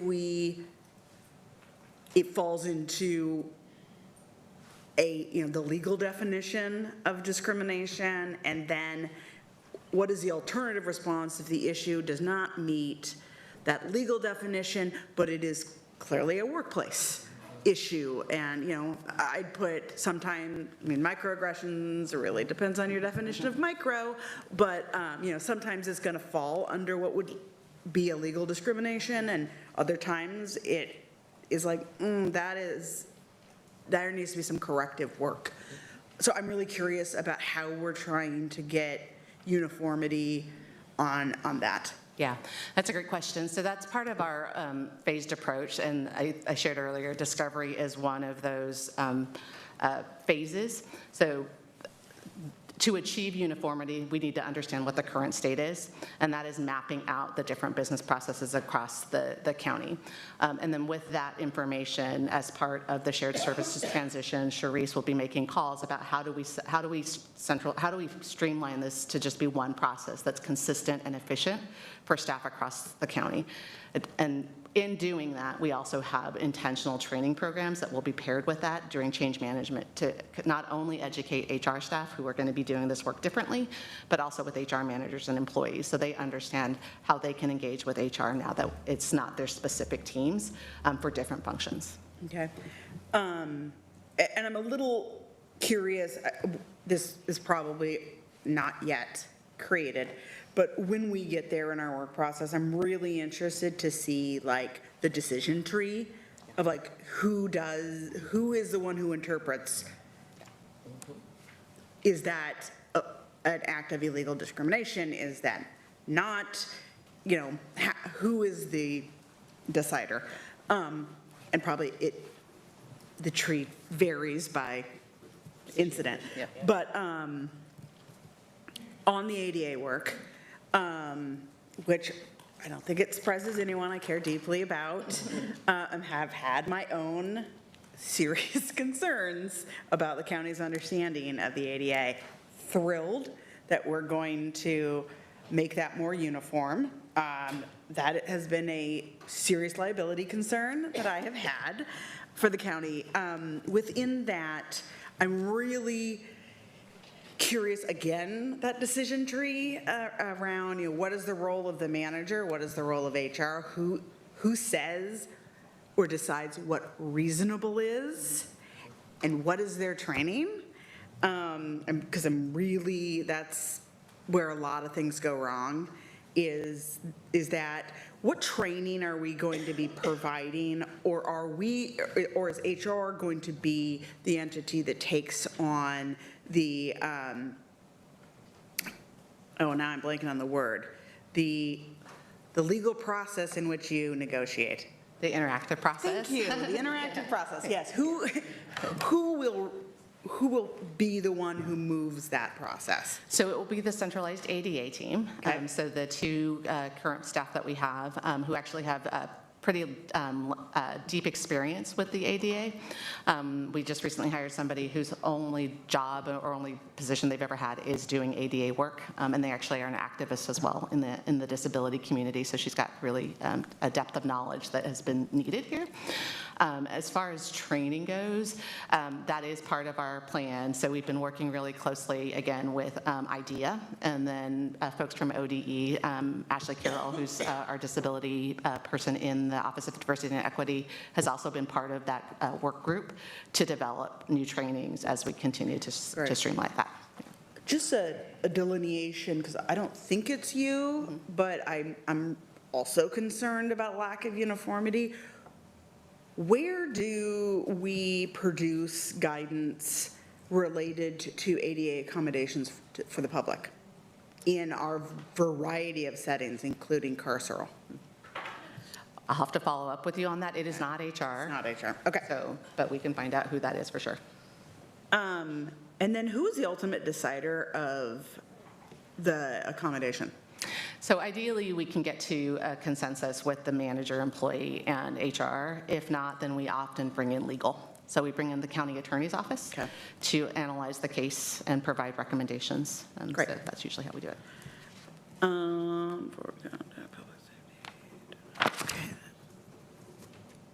Oh, yes.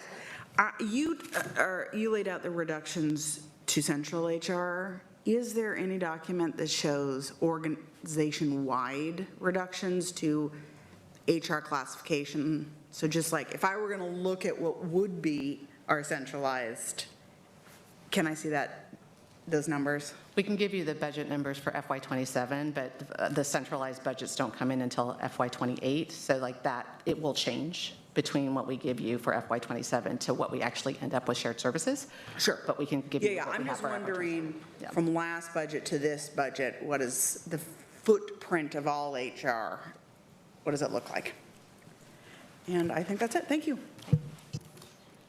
Okay, so we're past noon. We are looking at when we can invite DCM back. I believe we have DART next. I don't know about how long people think that section would take. Are folks okay going to 12:30? 3 minutes? All right, Mike, you just bought yourself 3 minutes. And finance, too. We also have finance as well. We could do DART in 3 minutes, but I will have questions around the whole function to follow up with. But I can guarantee that I won't have questions. No. DART. So if you wanted. You will have questions around DART? I will not have questions around Okay, then let's have Mike come and do. I still have some follow-up questions DCM, and I didn't have any for HR. Okay, yes, so we're going to bring back, so we have DART, but we still have finance and risk management, and we still have the budget office. So we do still have groups that need to come back at a later date. And we'll figure out exactly when that date will be. I know. All right. Hi, good morning. Afternoon. Good afternoon. Mike Vaughn, Director of Property Tax Administration, that's collection, and the Recorder's Office. We call them DART. Next slide, please. So DART administers Oregon property tax laws and certain clerk functions to fund and support Multnomah County residents. Oregon laws require this budget to deliver property tax compliance by continuing to identify and value over 300,000 tax accounts so that funding to 59 taxing districts is stable and consistent from year to year. So looking at some of the metrics we have on this slide, you'll see that we maintain over $200 billion in value for property. We generated over $2.5 billion in property tax bills, and we have 22,000 exempt accounts that we have to maintain. Recording documents and issuing marriage licenses are essential and vital records. These clerk functions in Oregon law require statutory compliance and to be open and available to residents during business hours. So we recorded over 80,000 documents last year, which we're anticipating this year as well. We issued over 7,000 marriage licenses. And all of this, we estimate that we've generated about 50,000 customer transaction interactions over the last fiscal year. Next slide, please. You'll notice that DART's operating budget is level from prior fiscal year and only inflates due to merit and COLA increases, so no new staffing. The reason why the dollar amount is the same is because we're eliminating the tax title reserve fund, which was $1 million last year. So there's no special math going on here. We just got rid of that one-time only fund, and now we're focusing on a level budget year over year. We believe this will support DART in maintaining statutory compliance. However, there are ongoing issues that need to be addressed, which I'll cover in later slides. Next slide, please. So state laws require accurate appraisals. Accurate inventories, correct classifications, and supportable market area alignments are the basis for generating statutorily compliant market values. Achieving 100% of market values are the basis for generating fair tax statements, which is why the state tests these annually. DART delivers to the Oregon Department of Revenue a summary of the statistical outcomes verifying MALTCO's compliance with statute and highlights our ability in generating accurate tax bills. For fiscal year 26, our report shows that we have a 99% accuracy. 95% is the statutory requirement. If we fall below this 95% figure, audits are triggered by the Department of Revenue, CAFA eligibility is questioned, and we receive pressure from the state to realign priorities. I'll note that this limits our ability to recognize values trends before market sales have transpired and keeps us playing catch up with appraisals. So this will be talked about more as we get into the issues we face, but when we're constantly having to verify where our values are at a market level, even though we're statutorily compliant, we can't get in front of appeals. So the reason we have an increase in appeals year over year is because we have to justify through market evidence how we're adjusting values for all 300,000 tax accounts. Next slide, please. So approximately 92% of property tax bills are paid in full on November 15th each year. It's the remaining 8% that require additional billing and other collection methods to ensure revenue owed to taxing districts is collected and distributed. Our office holds about a 98.3% collection rate, stressing that anything below that figure puts undue pressure on the districts to fill funding gaps. DART utilizes all available statutory remedies to collect delinquent amounts. Next slide, please. Challenges and responses. So with the decline in downtown property values coupled with long-term employee retirements, DART continues the difficult task of triaging competing statutory priorities that can impair revenue. These are reappraisal, appeal defense, account audits, and new construction exception. In an ideal environment, DART would be able to shift the resources to the areas needing the most attention. However, this has been growing more difficult under the current resource-limited environment.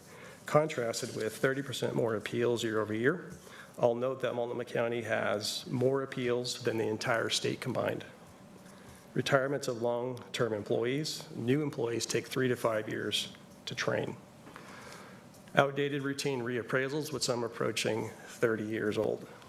Now, our response is a triage to minimums and hire outside consultants and temps to maintain compliance and get the work done, but it's not the ideal environment. With that, I'll take questions. Hey, Commissioner Moore. I have a question. On slide 49, how the budget is delivered, the recording document, recording of documents, do we set the fee, or is that under Oregon statute? It's under statute. Damn, okay. Yeah. Any other questions for DART? Okay, thank you so much, Mike. A little bit more than 3 minutes, but pretty good. Okay, so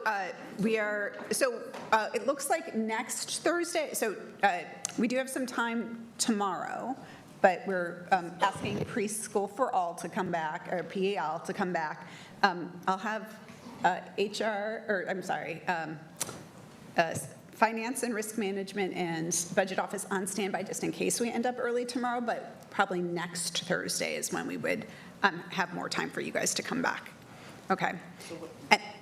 What about just any other follow-up questions about DCM? Will that be next Thursday as well? Yeah, we can do follow-up questions. If you want to make sure, if you want to send them to Christian to make sure, so then they could be able to address them when they come back, I think that would be helpful, since that would be a follow-up work session time.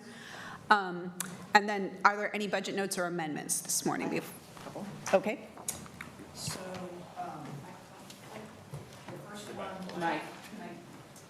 the first one is an amendment, or just amending the earlier tobacco retail fees that we added. And so essentially, it's a fund shift. So the new fees would go into the, for the compliance, for the tobacco retail compliance program. The general fund that had been backfilling that, I'm taking that money out and applying it to allocate an allocation of the general fund to restore the district attorney's civil commitment, deputy district attorney position. It's complicated, but I think it's done correctly.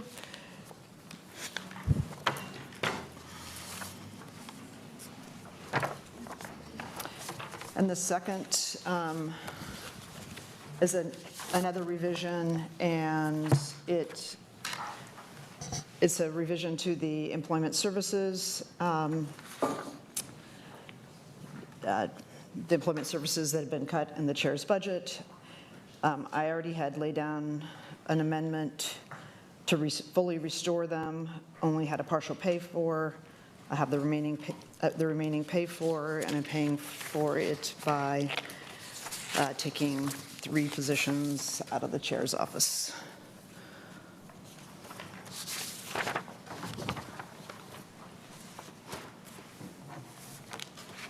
Okay. Any other budget notes or amendment this morning? Okay. Before we conclude, I want to wish a very happy birthday to Dennis Thrall, who is his birthday. So happy birthday, Dennis. That concludes our today's budget work session. Our next meeting will be budget work session number 12. That's scheduled for tomorrow morning at 9 a.m. However, tonight we are going to be in Gresham at Mountain Hood Community College for our second public budget hearing. That begins at 6 p.m. We encourage people to join us there if they're able to. With that, we are adjourned.